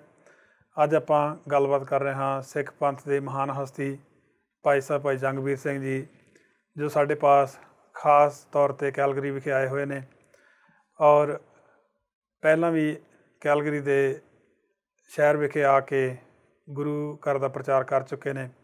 ਅੱਜ ਆਪਾਂ ਉਹਨਾਂ ਦੇ ਨਾਲ ਗੱਲਬਾਤ ਕਰ ਰਹੇ ਹਾਂ। ਸ੍ਰੀ ਗੁਰੂ ਗ੍ਰੰਥ ਸਾਹਿਬ ਜੀ, ਕਰਮਕਾਂਡ, ਸਾਇੰਸ ਅਤੇ ਅਜੋਕੇ ਸਮੇਂ ਦੀ ਜੋ ਤਬਦੀਲੀ ਹੈ ਉਹਨਾਂ ਬਾਰੇ ਆਪਾਂ ਗੱਲਬਾਤ ਕਰ ਰਹੇ ਹਾਂ। ਭਾਈ ਸਾਹਿਬ ਜੀ, ਅਗਲਾ ਕੁਐਸਚਨ ਇਹ ਹੁੰਦਾ ਹੈ ਕਿ ਗੁਰੂ ਗ੍ਰੰਥ ਸਾਹਿਬ ਜੀ ਨੂੰ ਮੱਥਾ ਟੇਕਣਾ, ਗੁਰੂ ਗ੍ਰੰਥ ਸਾਹਿਬ ਜੀ ਨੂੰ ਰੁਮਾਲੇ ਭੇਟ ਕਰਨਾ, ਚੌਰ ਸਾਹਿਬ ਕਰਨਾ, ਕੀ ਇਹ ਕਰਮਕਾਂਡ ਹੈ? ਜਿਵੇਂ ਮੈਂ ਪਹਿਲਾਂ ਦੱਸਿਆ ਵੀ ਕਰਮਕਾਂਡ ਦਾ ਜਿਹੜਾ ਹੁਣ ਜੇ ਕਿਸੇ ਨੇ ਨਾ ਹੀ ਕਰਮਕਾਂਡ ਦਾ ਪਖੰਡ ਰੱਖ ਲਿਆ ਤਾਂ ਉਹ ਗੱਲ ਉਹਦੀ ਵੱਖਰੀ ਹੈ। ਕਰਮ ਤੇ ਮਹਾਰਾਜ ਸਾਹਿਬ ਜੀ ਦੇ ਸਨਮੁਖ ਆ ਕਰਕੇ ਸਤਿਗੁਰੂ ਜੀ ਦੇ ਚਰਨ ਪਰਸਣੇ, ਮਹਾਰਾਜ ਸਾਹਿਬ ਨੂੰ ਨਮਸਕਾਰ ਕਰਨੀ, ਭਾਵਨਾ ਕਰਨੀ ਕਿ ਸਤਿਗੁਰੂ ਜੀ ਦੇ ਮੈਂ ਚਰਨ ਪਰਸ ਰਿਹਾ। ਆਪਾਂ ਜਦੋਂ ਪੁਰਾਤਨ ਗੁਰਸਿੱਖਾਂ ਦਾ ਜੀਵਨ ਵੇਖਦੇ ਹਾਂ ਜਾਂ ਆਪਣਾ ਇਤਿਹਾਸ ਵੇਖਦੇ ਹਾਂ, ਭਾਈ ਗੋਂਦਾ ਜੀ ਕਾਬਲ ਵਿੱਚ ਗਏ ਆ, ਨਿਤਨੇਮ ਕੀਤਾ, ਗੁਰੂ ਹਰਿਰਾਏ ਸਾਹਿਬ ਮਹਾਰਾਜ ਦਾ ਧਿਆਨ ਕੀਤਾ ਅਤੇ ਨਮਸਕਾਰ ਕੀਤੀ ਹੈ ਜੀ। ਮਹਾਰਾਜ ਸਾਹਿਬ ਨੂੰ ਨਿਯਮ ਨਾਲ ਮੱਥਾ ਟੇਕਿਆ ਅਤੇ ਧਿਆਨ ਸੁਰਤ ਜਿਹੜੀ ਆ ਸਤਿਗੁਰੂ ਜੀ ਦੇ ਸਰੂਪ ਵਿੱਚ ਜੁੜ ਗਈ। ਅਤੇ ਗੁਰੂ ਹਰਿਰਾਏ ਸਾਹਿਬ ਜੀ ਮਹਾਰਾਜ ਸਾਰਾ ਦਿਨ ਤਖਤ 'ਤੇ ਬੈਠੇ ਰਹੇ ਆ, ਸਤਿਗੁਰੂ ਜੀ ਉੱਠੇ ਨਹੀਂ। ਇੱਕ ਸਿੱਖ ਦੀ ਉਹ ਭਾਵਨਾ ਦਾ ਸਤਿਕਾਰ ਕਰਦੇ ਆ ਜੀ।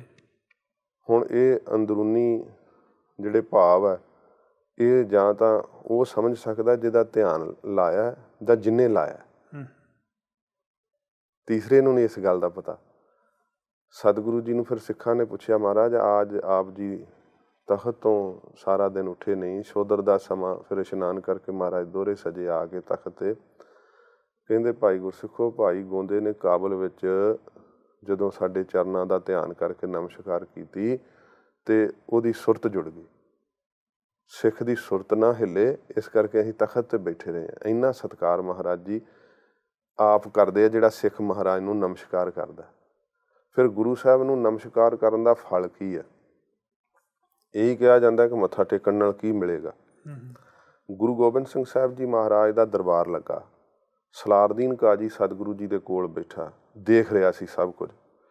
ਮਹਾਰਾਜ ਦੇ ਹਜ਼ੂਰ ਮੱਥਾ ਟੇਕ ਰਹੀਆਂ ਸੰਗਤਾਂ ਅਤੇ ਸਤਿਗੁਰੂ ਜੀ ਦੇ ਕੋਲੋਂ ਵਰ ਵੀ ਮੰਗਦੇ ਆ। ਮੇਵੜਾ ਅਰਦਾਸੀਆ ਸਿੱਖ ਅਰਦਾਸ ਵੀ ਕਰਦਾ, ਮਹਾਰਾਜ ਜੀ ਇਹ ਫਲਾਣੇ ਦੇਸ਼ ਦੀ ਸੰਗਤ ਆਈ ਹੈ, ਸੱਚੇ ਪਾਤਸ਼ਾਹ ਆ ਇੰਨੀ ਭੇਟਾ ਅਰਪਣ ਕਰਦੇ ਆ ਅਤੇ ਮਹਾਰਾਜ ਇਹ ਇੰਨੇ ਚਿਰ ਬਾਅਦ ਆ ਕੇ ਦਰਸ਼ਨ ਕਰ ਰਹੇ ਆ ਅਤੇ ਇਹਨਾਂ ਦੀ ਆਹ ਮੰਗ ਹੈ, ਆਪ ਜੀ ਪੂਰਨ ਕਰੋ।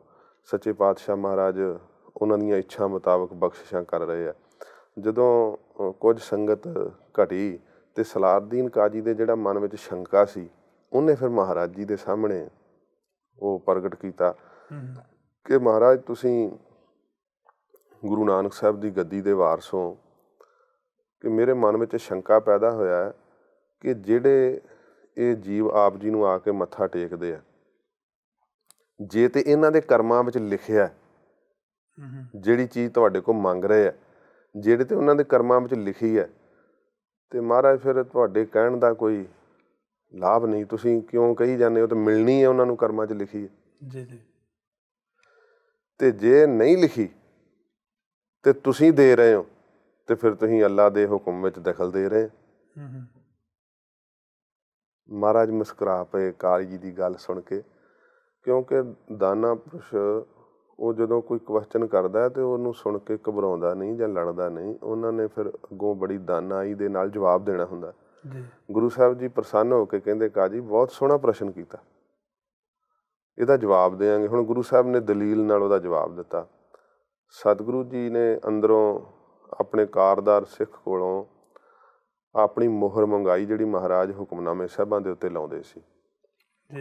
ਫਾਰਸੀ ਦੇ ਵਿੱਚ ਉਹਦੇ ਤੇ ਲਿਖੇ ਹੋਏ ਅੱਖਰ ਮਹਾਰਾਜ ਕਹਿੰਦੇ ਸਲਾਰਦੀਨ ਕਾਜੀ ਪਾੜੇ ਦੇ ਤੇ ਕੀ ਲਿਖਿਆ? ਕਹਿੰਦਾ ਮਹਾਰਾਜ ਇਹ ਨਾ ਪੜ੍ਹੇ ਨਹੀਂ ਜਾਂਦੇ, ਅੱਖਰ ਪੁੱਠੇ ਨੇ। ਗੁਰੂ ਸਾਹਿਬ ਨੇ ਉਹ ਹੀ ਮੋਹਰ ਜਿਹੜੀ ਸ਼ਾਹੀ ਤੇ ਸੁਹਾ ਕੇ ਕਾਗਜ਼ ਤੇ ਲਾਈ। ਮਹਾਰਾਜ ਕਹਿੰਦੇ ਹੁਣ ਸਲਾਰਦੀਨ ਕਾਜੀ ਪੜ੍ਹ ਕੀ ਲਿਖਿਆ? ਕਹਿੰਦਾ ਮਹਾਰਾਜ ਇਹ ਲਿਖਿਆ ਦੇਗ ਤੇਗ ਫਤਿਹ ਨੁਸਰਤ ਬੇਦ ਰੰਗ ਯਾਫਤ ਅਜ ਨਾਨੂ ਗੁਰੂ ਗੋਬਿੰਦ ਸਿੰਘ।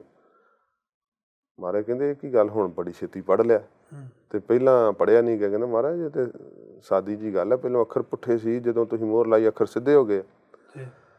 ਗੁਰੂ ਸਾਹਿਬ ਕਹਿੰਦੇ ਸਲਾਰਦੀਨ ਕਾਜੀ ਇਸੇ ਤਰ੍ਹਾਂ ਜਦੋਂ ਕੋਈ ਗੁਰੂ ਦੇ ਸਾਹਮਣੇ ਆ ਕੇ ਮੱਥਾ ਟੇਕਦਾ ਨਾ, ਉਹਦੇ ਪੁੱਠੇ ਲੇਖ ਸਿੱਧੇ ਹੋ ਜਾਂਦੇ। ਇੰਨੀ ਬਖਸ਼ਿਸ਼ ਗੁਰੂ ਸਾਹਿਬ ਦੇ ਚਰਨਾਂ ਵਿੱਚ ਨਮਸਕਾਰ ਕਰਨ ਨਾਲ ਪ੍ਰਾਪਤ ਹੁੰਦੀ, ਜਿਹਨੂੰ ਆਪਾਂ ਪਖੰਡ ਕਹਿ ਕੇ ਜਾਂ ਉਹ ਇੱਕ ਕਰਮਕਾਂਡ ਦਾ ਨਾਂ ਲੈ ਕੇ ਕਹੀਏ ਵੀ ਮਹਾਰਾਜ ਨੂੰ ਨਮਸਕਾਰ ਨਹੀਂ ਕਰਨੀ ਚਾਹੀਦੀ। ਗੁਰੂ ਸਾਹਿਬ ਨੂੰ ਨਮਸਕਾਰ ਨਹੀਂ ਕਰਾਂਗੇ ਤੇ ਗੁਰੂ ਸਾਹਿਬ ਤੇ ਉਹ ਸਰੂਪ ਹੈ ਕਿ ਵੱਡਾ ਨਾ ਹੋਵੇ ਘਾਟ ਨਾ ਜਾਏ। ਨਾ ਮਹਾਰਾਜ ਨੇ ਸਾਡੇ ਨਾਲ ਸਾਡੇ ਮੱਥਾ ਟੇਕਣ ਕਰਕੇ ਵੱਡੇ ਹੋ ਜਾਣਾ, ਤੇ ਜੇ ਅਸੀਂ ਨਰਾਦਰ ਕਰਾਂਗੇ ਨਾ ਕੋ ਮਹਾਰਾਜ ਦਾ ਘਟ ਜਾਣਾ। ਇਹਦੇ ਵਿੱਚ ਸਿੱਖ ਨੂੰ ਆਪ ਜੀਵਨ ਦੇ ਅੰਦਰ ਸੁੱਖ ਤੇ ਖੁਸ਼ੀਆਂ ਪ੍ਰਾਪਤ ਹੁੰਦੀਆਂ ਜੇ ਗੁਰੂ ਸਾਹਿਬ ਨੂੰ ਨਮਸਕਾਰ ਕਰੀਏ, ਤਾਂ ਮੱਥਾ ਟੇਕੀਏ ਤਾਂ ਸ਼ਰਧਾ ਭਾਵਨਾ ਨਾਲ। ਫਿਰ ਸਤਿਗੁਰੂ ਜੀ ਨੂੰ ਰੁਮਾਲਾ ਸਾਹਿਬ ਚੜ੍ਹਾਉਣਾ, ਸੇਵਾ ਕਰਨੀ, ਇਹ ਕੋਈ ਪਖੰਡ ਨਹੀਂ ਹੈ। ਗੁਰੂ ਸਾਹਿਬ ਜੀ ਨੂੰ ਚੌਰ ਸਾਹਿਬ ਦੀ ਸੇਵਾ ਕਰਨੀ, ਇਹ ਕੋਈ ਪਖੰਡ ਨਹੀਂ ਹੈ। ਸਤਿਗੁਰੂ ਪਾਤਸ਼ਾਹ ਮਹਾਰਾਜ ਚਵਰ ਛਤਰ ਤਖਤ ਦੇ ਮਾਲਕ ਨੇ। ਸਤਿਗੁਰੂ ਜੀ ਨੂੰ ਜੇ ਆਪਾਂ ਦੁਸ਼ਾਲਾ ਭੇਟ ਕਰਦੇ ਹਾਂ ਤਾਂ ਇਹ ਜਾਣ ਕੇ ਨਹੀਂ ਕਿ ਮੈਂ ਬੜੀ ਆਪਣੀ ਇੱਕ ਕਮਾਈ ਜਿਹੜੀ ਆ ਉਹਦੇ ਵਿੱਚੋਂ ਬੜਾ ਮਹਾਰਾਜ ਸਾਹਿਬ ਨੂੰ ਇੱਕ ਮਾਇਆ ਦੇ ਕਰਕੇ ਇਹ ਸੋਹਣਾ ਵਸਤਰ ਭੇਟ ਕੀਤਾ। ਸਿੱਖ ਪਸ਼ਮੀਨੇ ਦੇ ਵਸਤਰ, ਸੋਨੇ ਦੀ ਕਢਾਈ ਵਾਲੇ ਵਸਤਰ ਮਹਾਰਾਜ ਨੂੰ ਭੇਟ ਕਰਕੇ ਕਹਿੰਦੇ ਸੱਚੇ ਪਾਤਸ਼ਾਹ ਮੇਰੀ ਇਹ ਦਸਾਂ ਨਹੁੰਆਂ ਦੀ ਕਿਰਤ ਹੈ, ਪ੍ਰਵਾਨ ਕਰਿਓ ਗਰੀਬ ਨਵਾਜ, ਇਹ ਮੈਂ ਆਪ ਜੀ ਨੂੰ ਤੁਸ਼ ਜੀ ਭੇਟਾ ਅਰਪਣ ਕਰ ਰਿਹਾ। ਅਤੇ ਬਹੁਤ ਵਡਮੁੱਲੀਆਂ ਉਹ ਭੇਟਾਵਾਂ ਹੁੰਦੀਆਂ। ਸ਼ਰਧਾ ਨਾਲ ਸਿੱਖ ਮਹਾਰਾਜ ਜੀ ਨੂੰ ਜੋ ਭੇਟ ਕਰਦੇ ਆ, ਤੇ ਸਤਿਗੁਰੂ ਪਾਤਸ਼ਾਹ ਮਹਾਰਾਜ ਸਾਹਿਬ ਜੀ ਨੂੰ ਜਿਹੜੀ ਚੌਰ ਸਾਹਿਬ ਦੀ ਸੇਵਾ ਕਰਨੀ ਹੈ, ਇਹ ਤਾਂ ਭੱਟ ਸਵਈਆਂ ਵਿੱਚ ਕਹਿੰਦੇ ਆ ਕਿ ਮਹਾਰਾਜ ਆਪ ਜੀ ਦੇ ਸ਼ੀਸ਼ ਦੇ ਉੱਤੇ ਤੇ ਅਜੈਤਾ ਰੂਪ ਚੌਰ ਜਿਹੜਾ ਉਹ ਢੂਲ ਰਿਹਾ, ਭਾਵ ਝੁੱਲ ਰਿਹਾ ਹੈ। ਫਿਰ ਨਿਰੰਕਾਰ ਦੀ ਜਿਹੜੀ ਆਰਤੀ ਮਹਾਰਾਜ ਗੁਰੂ ਨਾਨਕ ਸਾਹਿਬ ਨੇ ਕੀਤੀ ਹੈ। ਜੇ ਅਸੀਂ ਨਹੀਂ ਵੀ ਚੌਰ ਕਰਾਂਗੇ ਤਾਂ ਗੁਰੂ ਸਾਹਿਬ ਜੀ ਇਹ ਨਹੀਂ ਕਿ ਤਖਤ ਦੇ ਮਾਲਕ ਨਹੀਂ ਰਹਿਣਗੇ ਜਾਂ ਗੁਰੂ ਸਾਹਿਬ ਦਾ ਕੁਛ ਘਟੇਗਾ, ਨਹੀਂ, ਗੁਰੂ ਸਾਹਿਬ ਦਾ ਕੁਛ ਨਹੀਂ ਘਟਣਾ। ਸਤਿਗੁਰੂ ਪਾਤਸ਼ਾਹ ਮਹਾਰਾਜ ਦੇ ਸਤਿਕਾਰ ਵਾਸਤੇ ਜੇ ਅਸੀਂ ਆਪਣਾ ਜੀਵਨ ਸਫਲਾ ਕਰਨਾ ਹੈ, ਕੋਈ ਫਲ ਲੈਣਾ ਹੈ, ਕੋਈ ਸੁੱਖ ਲੈਣੇ ਹੈ, ਤੇ ਫਿਰ ਸਾਨੂੰ ਗੁਰੂ ਸਾਹਿਬ ਦੇ ਚਰਨਾਂ 'ਚ ਮੱਥਾ ਵੀ ਟੇਕਣਾ ਚਾਹੀਦਾ ਹੈ, ਮਹਾਰਾਜ ਸਾਹਿਬ ਨੂੰ ਰੁਮਾਲਾ ਸਾਹਿਬ ਵੀ ਭੇਟ ਕਰਨਾ ਚਾਹੀਦਾ, ਤੇ ਗੁਰੂ ਸਾਹਿਬ ਨੂੰ ਚੌਰ ਦੀ ਸੇਵਾ ਵੀ ਅਦਬ ਭਾਵਨਾ ਨਾਲ ਕਰਨੀ ਚਾਹੀਦੀ ਹੈ ਜੀ। ਕਿਉਂਕਿ ਕਾਫੀ ਇਹਦੇ ਵਿੱਚੋਂ ਜਿਵੇਂ ਤਰਕ ਵਾਲੀਆਂ ਗੱਲਾਂ ਆ ਰਹੀਆਂ ਨੇ, ਉਹਦੇ ਵਿੱਚ ਇਹ ਕਿਹਾ ਜਾਂਦਾ ਹੈ ਕਿ ਗੁਰਦੁਆਰਾ ਸਾਹਿਬ 'ਤੇ ਰੁਮਾਲੇ ਚੜ੍ਹਦੇ ਰਹਿੰਦੇ ਨੇ, ਕਿਸੇ ਲੋੜਵੰਦ ਦੀ ਸੇਵਾ ਕਰਦੇ ਹੋ ਜਾਂ ਕੋਈ ਇਸ ਤਰ੍ਹਾਂ ਦਾ ਕਰਮ ਕਰਦੇ ਹੋ ਕਿ ਗੁਰੂ ਸਾਹਿਬ ਜੀ ਜੇ ਕੋਲ ਗੁਰੂ ਸਾਹਿਬ ਜੀ ਦੇ ਰੁਮਾਲੇ ਆਲਰੇਡੀ ਹੈਗੇ ਆ, ਅਤੇ ਫਿਰ ਕਿਉਂ ਹੋਰ ਰੁਮਾਲੇ ਜਾਂ ਹੋਰ ਇਸ ਤਰ੍ਹਾਂ ਦੀ ਸੇਵਾ ਕਰਨ ਦੀ ਜ਼ਰੂਰਤ ਹੈ। ਸੋ ਇਸ ਤਰ੍ਹਾਂ ਦੀਆਂ ਕਾਫੀ ਗੱਲਾਂ ਬਾਤਾਂ ਜਿਹੜੀਆਂ ਇਹ ਜਿਹੜਾ ਇੱਕ ਮੌਕੇ ਦੇ ਮੁਤਾਬਕ ਉੱਥੋਂ ਦੇ ਜਿਹੜੇ ਗੁਰਮੁਖ ਨੇ, ਗੁਰਦੁਆਰੇ ਸਾਹਿਬ ਦੇ ਗ੍ਰੰਥੀ ਸਿੰਘ ਸਾਹਿਬਾਨ ਨੇ, ਉਹਨਾਂ ਦੀ ਸਲਾਹ ਲੈ ਕੇ ਕਿ ਗੁਰੂ ਸਾਹਿਬ ਵਾਸਤੇ ਕਿਹੜੀ ਚੀਜ਼ ਦੀ ਜ਼ਿਆਦਾ ਜ਼ਰੂਰਤ ਹੈ। ਕਿ ਗੁਰਦੁਆਰਾ ਸਾਹਿਬ ਵਿੱਚ ਕਿਹੜੀ ਚੀਜ਼ ਜ਼ਿਆਦਾ ਲੋੜਵੰਦ ਹੈ, ਮੈਂ ਉਹ ਲੈ ਕੇ ਆਵਾਂ। ਜੇ ਹੁਣ ਗ੍ਰੰਥੀ ਸਿੰਘ ਸਾਹਿਬ ਉਹ ਲੋੜ ਵਾਲੀ ਚੀਜ਼ ਦੱਸਦੇ ਆ ਅਤੇ ਉਸ ਲੋੜ ਵਾਲੀ ਸੇਵਾ ਜਿਹੜੀ ਹੈ ਚੀਜ਼ ਦੀ ਸੇਵਾ ਕਰਨੀ ਹੀ ਜ਼ਿਆਦਾ ਲਾਭਦਾਇਕ ਹੈ। ਜੇ ਰੁਮਾਲੇ ਸਾਹਿਬ ਬਹੁਤ ਜ਼ਿਆਦਾ ਨੇ ਤਾਂ ਜਿਵੇਂ ਮਰਜ਼ਾਦਾ ਮੁਤਾਬਕ ਸ਼੍ਰੀ ਅਖੰਡ ਪਾਠ ਸਾਹਿਬ ਜੀ ਦੇ ਭੋਗ ਪੈਂਦੇ ਆ, ਸ਼੍ਰੀ ਸਹਿਜ ਪਾਠ ਜੀ ਦੇ ਭੋਗ ਪੈਂਦੇ ਆ, ਉਸ ਸਮੇਂ ਰੁਮਾਲਾ ਸਾਹਿਬ ਭੇਟ ਕਰਨ ਦੀ ਇੱਕ ਰੀਤ ਹੈ, ਮਰਜ਼ਾਦਾ ਹੈ, ਦੁਸ਼ਾਲਾ ਭੇਟ ਕਰਨਾ। ਤਾਂ ਉਸ ਮਰਜ਼ਾਦਾ ਮੁਤਾਬਕ ਸਾਦਾ ਦੁਸ਼ਾਲਾ ਸਾਹਿਬ ਗੁਰੂ ਸਾਹਿਬ ਨੂੰ ਭੇਟ ਕਰੇ ਜਿੰਨੀ ਪਹੁੰਚ ਪੈਂਦੀ ਹੈ। ਪਰ ਜਿਹੜੀ ਗੁਰਦੁਆਰਾ ਸਾਹਿਬ ਵਿੱਚ ਵਧੀਕ ਲੋੜ ਹੈ, ਉਸ ਵਸਤੂ ਦੀ ਸੇਵਾ ਜਿਹੜੀ ਆ ਉਹ ਜ਼ਰੂਰ ਗ੍ਰੰਥੀ ਸਿੰਘ ਸਾਹਿਬ ਨੂੰ ਪੁੱਛ ਕੇ ਜਿਹੜੀ ਉਹ ਕਰਨੀ ਚਾਹੀਦੀ ਹੈ। ਜੀ ਜੀ, ਜਿਵੇਂ ਇਹਦੇ ਨਾਲ ਜਦੋਂ ਆਪਾਂ ਜਪ ਤਪ ਦੀ ਵੀ ਗੱਲ ਬ੍ਰੇਕ ਤੋਂ ਪਹਿਲਾਂ ਕੀਤੀ ਸੀ, ਅਤੇ ਕੁਛ ਇੱਕ ਜਿਹੜੇ ਆਪਣੇ ਆਪ ਨੂੰ ਵਿਦਵਾਨ ਅਖਾਉਣ ਵਾਲੇ ਆ, ਉਹਨਾਂ ਨੇ ਇਹ ਗੱਲ ਕਹੀ, ਔਰ ਮੈਂ ਇੰਟਰਵਿਊ ਦੇ ਵਿੱਚ ਸੁਣੀ ਵੀ ਹੈ ਉਹ, ਕਿ ਦਰਬਾਰ ਸਾਹਿਬ ਦੇ ਅੰਦਰ ਜੋ ਸਿੰਘ ਸਿੰਘਣੀਆਂ ਸ਼ਹੀਦ ਹੋਏ, ਉਹਨਾਂ ਦਾ ਜੀਵਨ ਦੇ ਵਿੱਚ ਜੋ ਵਾਹਿਗੁਰੂ ਸਿਮਰਨ ਹੈ, ਜਾਂ ਉਹਨਾਂ ਦਾ ਕੋਈ ਵਾਹਿਗੁਰੂ ਸਿਮਰਨ ਦੇ ਨਾਲ ਕੋਈ ਉਹਨਾਂ ਨੇ ਕੋਈ ਵੱਡੀ ਪ੍ਰਾਪਤੀ ਨਹੀਂ ਕੀਤੀ, ਇਹ ਤਾਂ ਉਹਨਾਂ ਦੀ ਪੜ੍ਹ ਲਿਖ ਕੇ ਜੋ ਸੂਝ-ਬੂਝ ਸੀ ਉਸ ਦੇ ਮੁਤਾਬਕ ਉਹਨਾਂ ਨੇ ਸ਼ਹੀਦੀ ਪਾਈ, ਅਤੇ ਵਾਹਿਗੁਰੂ ਸਿਮਰਨ ਦੇ ਨਾਲ ਜਿਹੜੀ ਮਨ ਦੀ ਦ੍ਰਿੜਤਾ ਉਹਨਾਂ ਵਿੱਚ ਨਹੀਂ ਸੀ, ਇਸ ਤਰ੍ਹਾਂ ਦੀ ਕੋਈ ਗੱਲਬਾਤ ਨਹੀਂ ਸੀ। ਆਪ ਜੀ ਦਾ ਇਸ ਬਾਰੇ ਕੀ ਵਿਚਾਰ ਹੈ? ਪਹਿਲਾਂ ਤਾਂ ਗੁਰੂ ਘਰ ਦੇ ਆਸ਼ੇ ਮੁਤਾਬਕ ਮੈਂ ਬੇਨਤੀ ਕਰਾਂ, ਜਿਹੜਾ ਆਪਣੇ ਆਪ ਨੂੰ ਤੁਸੀਂ ਸਾਨੂੰ ਵਡਿਆਈ ਦਿੰਦੇ ਹੋ, ਪਰ ਅਸੀਂ ਆਪਣੇ ਆਪ ਨੂੰ ਕਹਿੰਦੇ ਹਾਂ ਕਿ ਮੈਂ ਮੂਰਖ ਕੀ ਕੇਤਕ ਬਾਤ ਹੈ, ਕੋਟ ਪਰਾਧੀ ਤਰਿਆਰੇ। ਅਸੀਂ ਮਹਾਮੂਰਖ ਹਾਂ, ਆਪਣੇ ਆਪ ਨੂੰ ਅਸੀਂ ਇਹ ਆਪ ਕਹਿਣਾ, ਅਤੇ ਗੁਰੂ ਘਰ ਦੇ ਅੰਦਰ ਇਹ ਨਿਮਰਤਾ ਦੇ ਸ਼ਬਦ ਸਿੱਖੇ ਆ। ਗੁਰੂ ਸਾਹਿਬ ਦੀ ਬਾਣੀ ਵੀ ਇਹ ਕਹਿੰਦੀ ਹੈ, ਆਪਸ ਕੋ ਜੋ ਜਾਣੇ ਨੀਚਾ ਸੋਊ ਗਨੀਐ ਸਭ ਤੇ ਉੱਚਾ। ਫਿਰ ਸੱਚੇ ਪਾਤਸ਼ਾਹ ਨੇ ਕਿਹਾ, ਜੇ ਲੋੜ ਹੈ ਚੰਗਾ ਆਪਣਾ, ਕਰ ਪੁੰਨੋ ਨੀਚ ਸਦਾਈ ਹੈ। ਕਰੀਏ ਤੇ ਸਾਰੇ ਬੁਰੇ ਕਰਮ, ਤੇ ਫਿਰ ਚੰਗੇ ਸਦਵਾਈਏ ਕਿ ਅਸੀਂ ਬੜੇ ਚੰਗੇ ਹਾਂ, ਬੜੇ ਵਿਦਵਾਨ ਹਾਂ। ਇਹ ਸਭ ਕੁਝ ਉਲਟ ਹੋ ਰਿਹਾ। ਸੱਚੇ ਪਾਤਸ਼ਾਹ ਮਹਾਰਾਜ ਨੇ ਕਿਹਾ, ਆਪਸ ਕੋ ਜੋ ਭਲਾ ਕਹਾਵੈ ਤੇ ਸਹਿ ਭਲਾਈ ਨਿਕਟ ਨਾ ਆਵੇ। ਇਸ ਕਰਕੇ ਉਹਨਾਂ ਕੋਲੋਂ ਇਹ ਆਸ ਨਾ ਰੱਖੋ ਕਿ ਉਹ ਆਪਣੇ ਸ਼ਹੀਦਾਂ ਨੂੰ ਸਤਿਕਾਰ ਦੇਣਗੇ। ਸਤਿਗੁਰੂ ਪਾਤਸ਼ਾਹ ਮਹਾਰਾਜ ਨੇ ਇਹ ਬਚਨ ਕਹੇ ਹੈ ਕਿ ਕਾਇਰ ਕਦੇ ਸ਼ਹਾਦਤ ਨਹੀਂ ਦੇ ਸਕਦਾ। ਸ਼ਹਾਦਤ ਉਹ ਹੀ ਦੇ ਸਕਦਾ ਹੈ ਜਿਹਨੇ ਸਤਿਗੁਰੂ ਜੀ ਦੇ ਨਾਮ ਦਾ ਅਭਿਆਸ ਕੀਤਾ, ਬਾਣੀ ਦੇ ਸਰੋਤ ਨੂੰ ਆਪਣੇ ਅੰਦਰ ਵਸਾਇਆ। ਤੁਸੀਂ ਆਪਣਾ ਇਤਿਹਾਸ ਪੜ੍ਹ ਸਕਦੇ ਆ, ਭਾਈ ਮਨੀ ਸਿੰਘ ਸਾਹਿਬ ਜੀ ਕਿਵੇਂ ਸ਼ਹੀਦ ਹੋਏ ਆ ਅਤੇ ਉਹਨਾਂ ਦਾ ਜੀਵਨ ਕੀ ਸੀਗਾ।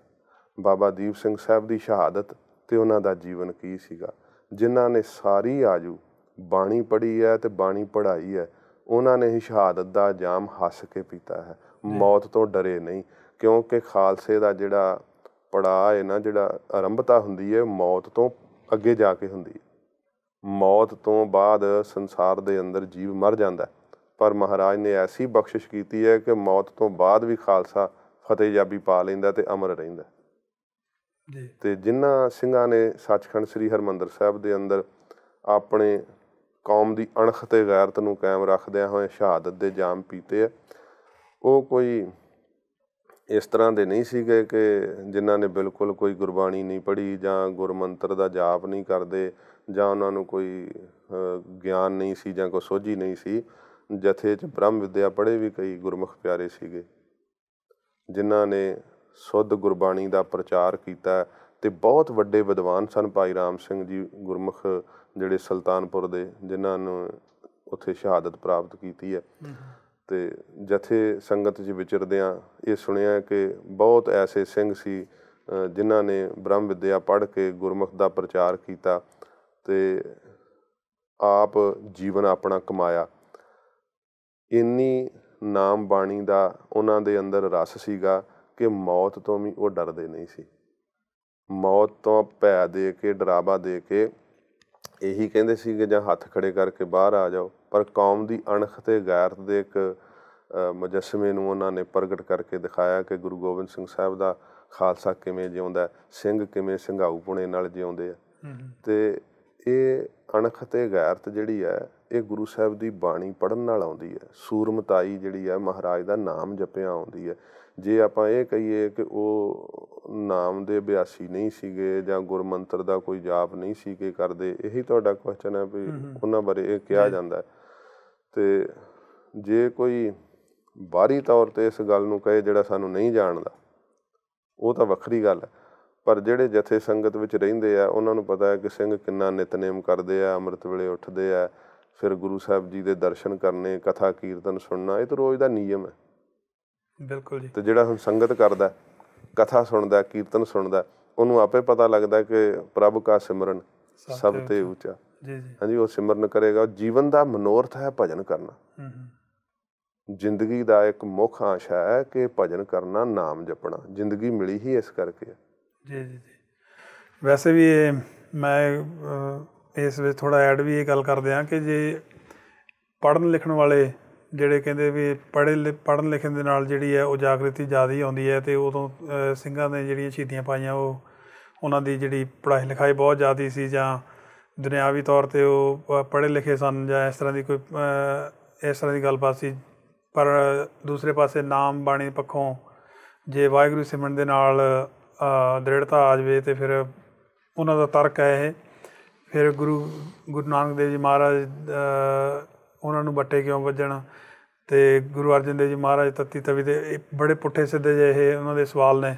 ਪਰ ਮੈਂ ਉਹਨਾਂ ਨੂੰ ਪ੍ਰੋਫੈਸਰਾਂ ਨੂੰ, ਜਿਹੜੇ ਆਪਣੇ ਆਪ ਨੂੰ ਪ੍ਰੋਫੈਸਰ ਕਹਾਉਂਦੇ ਨੇ, ਹੈ ਨਹੀਂ, ਪਰ ਉਹ ਪ੍ਰੋਫੈਸਰਾਂ ਨੂੰ ਇਹ ਬੇਨਤੀ ਆਪਾਂ ਜ਼ਰੂਰ ਕਰਦੇ ਹਾਂ ਕਿ ਜੇ ਤੁਸੀਂ ਉਸ ਸਮੇਂ ਦੇ 40 ਸਾਲਾਂ ਤੋਂ ਜਾਂ 30 ਸਾਲਾਂ ਤੋਂ ਤੁਸੀਂ ਸੇਵਾ ਕਰ ਰਹੇ ਹੋ, ਤੁਸੀਂ ਪੜ੍ਹੇ ਲਿਖੇ ਵੀ ਹੋ, ਅਤੇ ਤੁਹਾਡੇ ਵੀ ਸਾਹਮਣੇ 84 ਦਾ ਭਾਣਾ ਵਰਤਿਆ ਸੀ, ਅਤੇ ਤੁਸੀਂ ਕਿਉਂ ਨਾ ਸ਼ਹੀਦੀ ਪਾ ਲਈ।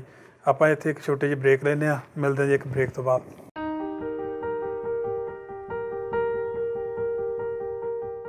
ਬੈਸਟ ਬਾਏ ਫਰਨੀਚਰ ਤੇ ਅਸੀਂ ਕੁਝ ਅਨੋਖਾ ਸੋਚਦੇ ਹਾਂ ਤੇ ਵੱਖਰਾ ਬਣਾਉਂਦੇ ਹਾਂ। ਤੁਹਾਡੇ ਸੁਪਨਿਆਂ ਦੇ ਮਹਿਲ ਲਈ ਫਰਨੀਚਰ ਦੀ ਇੱਕ ਅਜਿਹੀ ਕਲੈਕਸ਼ਨ ਜੋ ਤੁਹਾਨੂੰ ਕਿਤੇ ਹੋਰ ਨਹੀਂ ਮਿਲੇਗੀ। ਸ਼ਾਨਦਾਰ, ਮਜ਼ਬੂਤ ਤੇ ਆਰਾਮਦਾਇਕ ਫਰਨੀਚਰ, ਜ਼ਿੰਦਗੀ ਦੇ ਆਰਾਮਦਾਇਕ ਪਲਾਂ ਲਈ। Best Buy Furniture, the perfect homemaker. Finance available for 6 months with 0% interest. Call 403-250-6661 403 250 6661।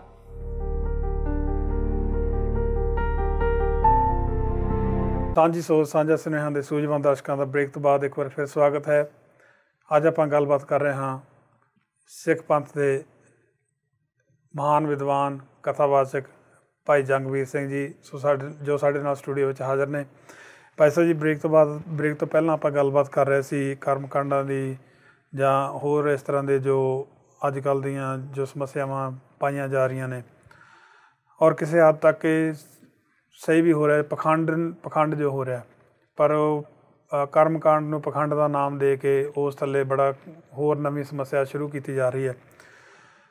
ਅਗਲੀ ਗੱਲਬਾਤ ਆਉਂਦੀ ਹੈ ਕਿ ਮੇਰਾ ਅਗਲਾ ਕੁਐਸਚਨ ਹੈ ਜੀ ਆਪ ਜੀ ਦੇ ਨਾਲ ਕਿ ਗੁਰੂ ਗ੍ਰੰਥ ਸਾਹਿਬ ਜੀ ਦੀ ਕਸਵੱਟੀ ਉੱਪਰ ਸਾਇੰਸ ਕਿੱਥੇ ਖੜੀ ਹੈ, ਜਾਂ ਸਾਇੰਸ ਦੀ ਕਸਵੱਟੀ ਉੱਪਰ ਗੁਰੂ ਗ੍ਰੰਥ ਸਾਹਿਬ ਜੀ ਕਿੱਥੇ ਖੜੇ ਨੇ? ਦੇਖੋ, ਜੇ ਅਸੀਂ ਆਪਣੀ ਸੋਚ ਮੁਤਾਬਕ ਮਨ 'ਚ ਇਹ ਹੀ ਧਾਰ ਲਿਆ ਕਿ ਸਾਇੰਸ ਜਿਹੜੀ ਆ ਗੁਰੂ ਸਾਹਿਬ ਜੀ ਦੇ ਉਪਦੇਸ਼ ਤੋਂ ਉਹਦਾ ਲੈਵਲ ਉੱਚਾ ਹੈ, ਤਾਂ ਉਹਨੇ ਸਾਇੰਸ ਦੀ ਜ਼ਿਆਦਾ ਪ੍ਰੋੜਤਾ ਕਰਨੀ ਹੈ। ਪਰ ਜੇ ਤੁਸੀਂ ਸਾਇੰਸਦਾਨ ਜਿਹੜੇ ਆ ਅਜੋਕੇ ਸਮੇਂ ਅੰਦਰ ਜਿਹੜੇ ਖੋਜ ਕਰਦੇ ਆ, ਉਹਨਾਂ ਨੂੰ ਪੁੱਛੋ ਤੇ ਉਹਨਾਂ ਦੇ ਕਹਿਣ ਮੁਤਾਬਕ ਅਸੀਂ ਗੁਰੂ ਗ੍ਰੰਥ ਸਾਹਿਬ ਦੀ ਬਾਣੀ ਤੋਂ ਸਰੋਤ ਲੈ ਕੇ ਖੋਜ ਕਰਦੇ ਹਾਂ। ਫਲੋਰੀਡਾ ਦੇ ਅੰਦਰ ਸੁਣਿਆ, ਮੈਨੂੰ ਪੱਕਾ ਪਤਾ ਨਹੀਂ, ਪਰ ਮੈਨੂੰ ਭਜੰਗੀਆਂ ਨੇ ਨੈੱਟ 'ਤੇ ਵੇਖ ਕੇ ਦੱਸਿਆ ਸੀ ਕਿ ਉੱਥੇ ਸ਼੍ਰੀ ਗੁਰੂ ਗ੍ਰੰਥ ਸਾਹਿਬ ਜੀ ਮਹਾਰਾਜ ਦਾ ਕੋਈ 7ਵੀਂ ਮੰਜ਼ਿਲ 'ਤੇ ਪ੍ਰਕਾਸ਼ ਹੈ ਜੀ, ਜਿੱਥੇ ਉਹਨਾਂ ਨੇ ਬਾਹਰ ਅੱਖਰ ਫਲੈਸ਼ ਕਰਦੇ ਆ, ਯੂਨੀਵਰਸਲ ਟਰੁੱਥ। ਗੁਰੂ ਸਾਹਿਬ ਜੀ ਦੀ ਬਾਣੀ ਤੋਂ ਸਰੋਤ ਲੈ ਕੇ ਤੇ ਉਹਦਾ ਖੋਜ ਕਰਦੇ ਆ ਕਿ ਜਿਹੜੀਆਂ ਚੀਜ਼ਾਂ ਸਾਨੂੰ ਨਹੀਂ ਪਤਾ ਉਹ ਇੱਥੋਂ ਪਤਾ ਲੱਗਣ, ਕਿ ਅਸੀਂ ਸੰਸਾਰ ਦੇ ਅੰਦਰ ਉਸ ਗੱਲ ਨੂੰ ਪ੍ਰਗਟ ਕਰ ਸਕੀਏ। ਦੇਖੋ, ਸਾਇੰਸ ਕਈਆਂ ਗੱਲਾਂ ਨੂੰ ਪਿਛਲੇ ਸਮੇਂ ਵਿੱਚ ਨਹੀਂ ਸੀ ਮੰਨਦੀ, ਪਰ ਅੱਜ ਮੰਨ ਰਹੀ ਹੈ। ਪਰ ਗੁਰੂ ਗ੍ਰੰਥ ਸਾਹਿਬ ਜੀ ਮਹਾਰਾਜ ਦੇ ਵਿੱਚ ਤਾਂ ਸਤਿਗੁਰੂ ਜੀ ਨੇ ਆਪਣੇ ਸਮੇਂ ਦੌਰਾਨ ਸਭ ਕੁਝ ਲਿਖਿਆ। ਜਿਵੇਂ ਸਾਇੰਸ ਮੰਨਦੀ ਸੀ ਕਿ ਪਾਣੀ ਹੈ ਅਤੇ ਪਾਣੀ ਤੋਂ ਜੀਵ ਜੰਤੂ ਅੱਗੇ ਪੈਦਾ ਹੋਏ, ਤੇ ਪਾਣੀ ਤੋਂ ਪਹਿਲਾਂ ਕੀ ਹੈ, ਇਹ ਸਾਇੰਸ ਨੇ ਅੱਜ ਕਿਹਾ ਕਿ ਹਵਾਵਾਂ ਸੀਗੀਆਂ, ਗੈਸਾਂ ਸੀਗੀਆਂ, ਗੈਸਾਂ ਦੇ ਮਿਸ਼ਰਣ ਨਾਲ ਪਾਣੀ ਬਣਿਆ ਤੇ ਪਾਣੀ ਤੋਂ ਫਿਰ ਅੱਗੇ ਜਨ ਜੀਵਨ ਬਣਿਆ। ਜਦੋਂ ਕਿ ਮੱਛੀ ਤੋਂ ਸਮਝਦੇ ਸੀ ਜਾਂ ਬਾਂਦਰ ਤੋਂ ਸਮਝਦੇ ਸੀ ਜਾਂ ਵੱਖਰੇ ਵੱਖਰੇ ਧਰਮਾਂ ਮੁਤਾਬਕ ਜੋ ਕੁਝ ਸਮਝਿਆ ਜਾਂਦਾ ਸੀ, ਪਰ ਸਤਿਗੁਰੂ ਜੀ ਨੇ ਅੱਜ ਤੋਂ 500 ਸਾਲ ਪਹਿਲਾਂ ਇਹ ਕਿਹਾ, ਸਾਚੇ ਤੇ ਪਵਨਾ ਭਇਆ, ਪਵਨਾ ਤੇ ਜਲ ਹੋਏ, ਜਲ ਤੇ ਤ੍ਰਿਭਵਨ ਸਾਜਿਆ, ਘਟ ਘਟ ਜੋਤ ਸਮੋਏ। ਮਹਾਰਾਜ ਕਹਿੰਦੇ ਭਾਈ ਉਹ ਪਵਨ, ਜਦੋਂ ਹਿੰਦੀ 'ਚ ਆਪਾਂ ਹਵਾ ਨੂੰ ਪਵਨ ਕਹਿੰਦੇ ਆ ਤੇ ਹਵਾਵਾਂ ਤੇ ਪਵਨ, ਮਹਾਰਾਜ ਨੇ ਪਵਨਾ ਸ਼ਬਦ ਲਿਖਿਆ ਕਿ ਅਕਾਲ ਪੁਰਖ ਵਾਹਿਗੁਰੂ ਤੋਂ ਉਹ ਗੈਸਾਂ ਹਵਾਵਾਂ ਪੈਦਾ ਹੋਈਆਂ, ਪਰਮੇਸ਼ਰ ਨੇ ਉਹ ਪੈਦਾ ਕੀਤੀਆਂ। ਤੇ ਉੱਥੋਂ ਕੀ ਹੋਇਆ, ਸਾਚੇ ਤੇ ਪਵਨਾ ਭਇਆ, ਪਵਨਾ ਤੇ ਜਲ ਹੋਏ। ਉਹਨਾਂ ਗੈਸਾਂ ਦੇ ਮਿਸ਼ਰਣ ਕਰਕੇ ਸਾਇੰਸ ਵੀ ਮੰਨ ਰਹੀ ਹੈ ਹੁਣ, ਪਹਿਲਾਂ ਨਹੀਂ ਸੀ ਮੰਨਦੇ। ਗੁਰਬਾਣੀ ਦੇ ਉਸ ਸਰੋਤ ਨੂੰ ਲੈ ਕੇ, ਆਧਾਰ ਲੈ ਕੇ ਉਹਨਾਂ ਨੇ ਖੋਜ ਕੀਤੀ ਤੇ ਪਤਾ ਲੱਗ ਗਿਆ। ਹੁਣ ਗੁਰੂ ਸਾਹਿਬ ਜੀ ਨੇ ਆਪਣੀ ਬਾਣੀ ਵਿੱਚ ਕਿਹਾ ਕਿ ਲੱਖਾਂ ਹੀ ਪਤਾਲ ਨੇ, ਲੱਖਾਂ ਹੀ ਆਕਾਸ਼ ਨੇ। ਹੁਣ ਸਾਇੰਸ ਵੀ ਮੰਨਣ ਲੱਗ ਪਈ ਹੈ। ਮੈਂ ਤੇ ਇੱਥੋਂ ਖੋਜ ਕਰ ਰਹੀ ਹੈ, ਹਾਂਜੀ, ਇੱਥੋਂ ਤੱਕ ਸੁਣਿਆ, ਕਿਉਂਕਿ ਜਿਹੜੀ ਗੱਲ ਸੁਣੀ ਉਹਨੂੰ ਨਿਸ਼ਚੇਵਾਚਕ ਨਹੀਂ ਅਸੀਂ ਕਹਿੰਦੇ। ਤੇ ਤੁਸੀਂ ਜਿਹੜੀ ਆ ਇਹਨਾਂ ਨੂੰ ਇੱਕ ਨਾਸਾਂ ਤੇ ਜਿਹੜੇ ਕੰਮ ਕਰਦੇ ਆ, ਇਹ ਨੈੱਟ ਦੇ ਉੱਤੇ ਵੀ ਹੈਗਾ, ਪਰ ਨਿਸ਼ਚੇਵਾਚਕ ਅਸੀਂ ਇਸ ਕਰਕੇ ਨਹੀਂ ਕਹਿੰਦੇ ਕਿਉਂਕਿ ਪਤਾ ਨਹੀਂ ਇਹ ਕੱਲ੍ਹ ਨੂੰ ਆਪਣੀ ਗੱਲ ਬਦਲ ਦੇਣ। ਇਹਨਾਂ ਨੂੰ ਕੋਈ ਧਰਤੀ ਲੱਭੀ ਹੈ ਜਿੱਥੇ ਉਹ ਕਹਿ ਰਹੇ ਆ ਕਿ ਇੱਥੋਂ ਵਰਗਾ ਟੈਂਪਰੇਚਰ ਹੈ, ਉੱਥੇ ਪਾਣੀ ਵੀ ਹੈ, ਉੱਥੇ ਜੰਗਲ ਵੀ ਹੈ।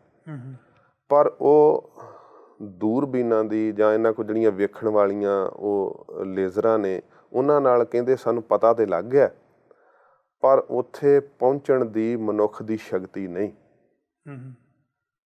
ਉੱਥੇ ਕਹਿੰਦੇ ਆ ਜਿਹੜੀ ਲਾਈਟ ਹੈਗੀ ਆ, ਰੌਸ਼ਨੀ, ਉਹ 1 ਸੈਕਿੰਡ ਦੇ ਵਿੱਚ ਕਿੰਨੇ ਲੱਖ ਮੀਲ ਦਾ ਸਫ਼ਰ ਤੈਅ ਕਰਦੀ ਹੈ। ਉਹ ਪੂਰੀ ਗਿਣਤੀ ਲਿਖੀ ਹੈ, ਤੁਸੀਂ ਨੈੱਟ ਤੋਂ ਵੀ ਕੱਢ ਕੇ ਪੜ੍ਹ ਸਕਦੇ ਹੋ। ਮੈਨੂੰ ਯਾਦ ਵਿਸਰ ਗਿਆ ਕਿ ਕਿੰਨੀ ਗਿਣਤੀ ਲਿਖੀ ਹੈ, ਪਰ ਮੋਟੇ ਫਿਗਰ ਦੇ ਤੌਰ 'ਤੇ ਮੈਂ ਇੰਨਾ ਦੱਸ ਦਿਆਂ। ਕਹਿੰਦੇ ਲਾਈਟ ਨੂੰ ਉੱਥੇ ਪਹੁੰਚਣ ਲੱਗਿਆਂ 600 ਸਾਲ ਲੱਗ ਸਕਦਾ। ਅੱਛਾ। ਤੇ ਮਨੁੱਖ ਨੂੰ ਪਹੁੰਚਣ ਲੱਗਿਆਂ ਤੇ ਕਹਿੰਦੇ ਨੇ ਨਾਮੁਮਕਿਨ ਬਾਤ ਹੈ, ਕਿਉਂਕਿ ਜਿਹੜਾ ਤੇਜ਼ ਤੋਂ ਤੇਜ਼ ਚੱਲਣ ਵਾਲਾ ਰਾਕਟ ਹੈ, ਕਹਿੰਦੇ ਉਹ 2500 ਮਾਈਲ ਦੀ ਜਿਹੜੀ ਆ 1 ਸੈਕਿੰਡ ਵਿੱਚ ਜਿਹੜੀ ਆ ਉਹ ਤੇਜ਼ੀ ਨਾਲ ਚੱਲਦਾ। ਤੇ ਕਿੰਨੇ ਲੱਖ ਸਾਲ ਲੱਗ ਜਾਣਗੇ ਜੇ ਉਹ ਰਾਕਟ ਉੱਧਰ ਨੂੰ ਚਲਾਇਆ ਜਾਵੇ ਤੇ ਉੱਥੇ ਪਹੁੰਚਣ ਲਈ। ਜੇ ਇਹ ਸਾਇੰਸ ਅੱਜ ਕਹਿ ਰਹੀ ਹੈ ਕਿ ਉੱਥੇ ਧਰਤੀ ਕੋਈ ਹੈ, ਜਾਂ ਉਹਨਾਂ ਨੂੰ ਤਾਂ ਚਲੋ ਉੱਥੇ ਆਪਣੀ ਉਸ ਦੂਰਬੀਨ ਦੀ ਸ਼ਕਤੀ ਨਾਲ ਜਾਂ ਲੇਜ਼ਰ ਸ਼ਕਤੀ ਨਾਲ ਪਤਾ ਲੱਗਿਆ, ਤੇ ਇਹ ਤੇ ਬ੍ਰਹਿਮੰਡ ਹੈ, ਅਥਾਹ ਹੈ, ਕੋਈ ਪਤਾ ਨਹੀਂ। ਤੇ ਗੁਰੂ ਸਾਹਿਬ ਜੀ ਨੇ ਉਹਨਾਂ ਧਰਤੀਆਂ ਬਾਰੇ ਜ਼ਿਕਰ ਕੀਤਾ। ਭਾਈ ਗੁਰਦਾਸ ਜੀ ਆਪਣੀਆਂ ਵਾਰਾਂ ਵਿੱਚ ਉਸ ਦੀ ਗਵਾਹੀ ਦੇ ਰਹੇ ਆ। ਜਦੋਂ ਮਹਾਰਾਜ ਜੀ ਬਗਦਾਦ ਗਏ ਹੈ ਤੇ ਉਹਨਾਂ ਨੇ ਕਿਹਾ ਵੀ ਮਹਾਰਾਜ ਜੀ ਸਾਡੇ ਤੇ ਧਰਮ ਮੁਤਾਬਕ 7 ਮੰਨੇ ਜਾਂਦੇ ਆ ਤੇ ਤੁਸੀਂ ਗੁਰੂ ਸਾਹਿਬ ਇਹ ਤਾਂ ਉਲਟ ਕਿਹਾ। ਤੇ ਉਹ ਮਹਾਰਾਜ ਕਹਿੰਦੇ ਫਿਰ ਤੁਹਾਨੂੰ ਦਿਖਾ ਦਿੰਦੇ ਆ।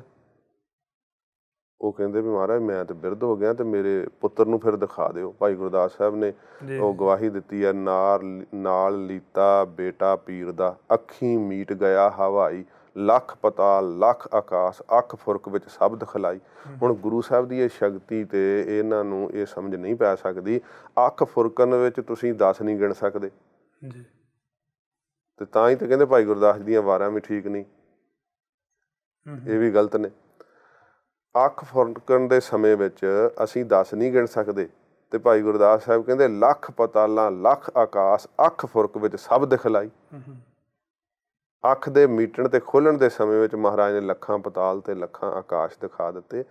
ਸੋ ਬੇਨਤੀ ਹੈ, ਜਿਹੜੇ ਇਹ ਕੋਈ ਪ੍ਰਸ਼ਨ ਉੱਠਦੇ ਆ, ਅਸਲ ਦੇ ਵਿੱਚ ਸਾਨੂੰ ਗੁਰਬਾਣੀ ਦਾ ਗਿਆਨ ਨਾ ਹੋਣ ਕਰਕੇ ਹੀ ਸਾਡੇ ਮਨ ਅੰਦਰ ਸ਼ੰਕੇ ਪੈਦਾ ਹੁੰਦੇ। ਜਾਂ ਜਦੋਂ ਇਤਿਹਾਸ ਦੇ ਹਰੇਕ ਪਹਿਲੂ 'ਤੇ ਕਿੰਤੂ ਕਰਨਾ, ਸ਼ੰਕਾ ਹੀ ਪੈਦਾ ਕਰਨਾ, ਤਾਂ ਫਿਰ ਮਨ ਦੇ ਅੰਦਰ ਆਸਤਕ ਬਿਰਤੀ ਕਦੇ ਪੈਦਾ ਨਹੀਂ ਹੋ ਸਕਦੀ। ਜਦੋਂ ਤੁਸੀਂ ਕਿਸੇ ਗੱਲ 'ਤੇ ਮਨ ਦੇ ਅੰਦਰ ਸਵਾਲ ਲੈ ਕੇ ਜਾਂਦੇ ਆ ਨਾ, ਦੇਖੋ ਮਹਾਰਾਜ ਸੱਚੇ ਪਾਤਸ਼ਾਹ ਕਿੰਨੇ ਦਿਆਲੂ ਨੇ, ਕਿੰਨੇ ਕਿਰਪਾਲੂ ਨੇ। ਤੇ ਬਸੰਬਰ ਦਾਸ ਉਜੈਨੀ ਦਾ ਪੁੱਤਰ ਮਹਾਰਾਜ ਦੇ ਦਰਸ਼ਨ ਕਰਨ ਲਈ ਆਇਆ, ਤੇ ਉਹਨੇ ਕਿਹਾ ਸੀ ਕਿ ਪੁੱਤਰ ਮਹਾਰਾਜ ਸਾਹਿਬ ਨੂੰ ਇਹ 100 ਰੁਪਈਆ ਜਿਹੜਾ ਤੂੰ ਭੇਟ ਕਰਨਾ। ਤੇ ਉਹਨੇ ਸੁਣਿਆ ਕਿ ਗੁਰੂ ਸਾਹਿਬ ਤੇ ਸ਼ਿਕਾਰ ਵੀ ਖੇਡਦੇ ਆ। ਤੇ ਜਦੋਂ ਸੁਣਿਆ ਤੇ ਮਨ ਦੇ ਅੰਦਰ ਸ਼ੰਕਾ ਪੈਦਾ ਹੋ ਗਿਆ। ਤੇ ਕੁਦਰਤ ਐਸੀ ਮਹਾਰਾਜ ਦੀ ਕਿ ਜਦੋਂ ਅਨੰਦਪੁਰ ਸਾਹਿਬ ਦੇ ਅੰਦਰ ਪ੍ਰਵੇਸ਼ ਹੋ ਰਿਹਾ ਸੀ, ਮਹਾਰਾਜ ਜੰਗਲ ਚੋਂ ਸ਼ਿਕਾਰ ਖੇਡ ਕੇ ਆ ਰਹੇ ਸੀ ਤੇ ਗੱਡਿਆਂ ਵਿੱਚੋਂ ਸ਼ੇਰ ਦੇ ਲਹੂ ਚੋਂਦੇ ਵੇਖ ਕੇ ਤਾਂ ਉਹਦੇ ਮਨ ਦੀ ਬਿਰਤੀ ਬਦਲ ਗਈ। ਤੇ ਸੱਚੇ ਪਾਤਸ਼ਾਹ ਮਹਾਰਾਜ ਨੇ ਬਸੰਬਰ ਦਾਸ ਦੇ ਬੇਨਤੀ ਕਰਨ ਤੇ ਫਿਰ ਉਹ ਬਖਸ਼ਿਸ਼ਾਂ ਕੀਤੀਆਂ, ਗਿਆਨ ਦਿੱਤਾ। ਲੰਮਾ ਇਤਿਹਾਸ ਹੈ। ਜੇ ਸ਼ੰਕਾ ਹੀ ਕਰਕੇ ਗੁਰੂ ਸਾਹਿਬ ਦੇ ਦੁਆਰੇ ਤੇ ਜਾਈਏ ਤੇ ਫਿਰ ਸ਼ੀਸ਼ੇ 'ਚ ਜਿਹੋ ਜਿਹਾ ਆਪਾਂ ਦਸਤਾਰ ਬੰਨੀ ਉਹੋ ਜਿਹੀ ਦਿਸਣੀ ਹੈ।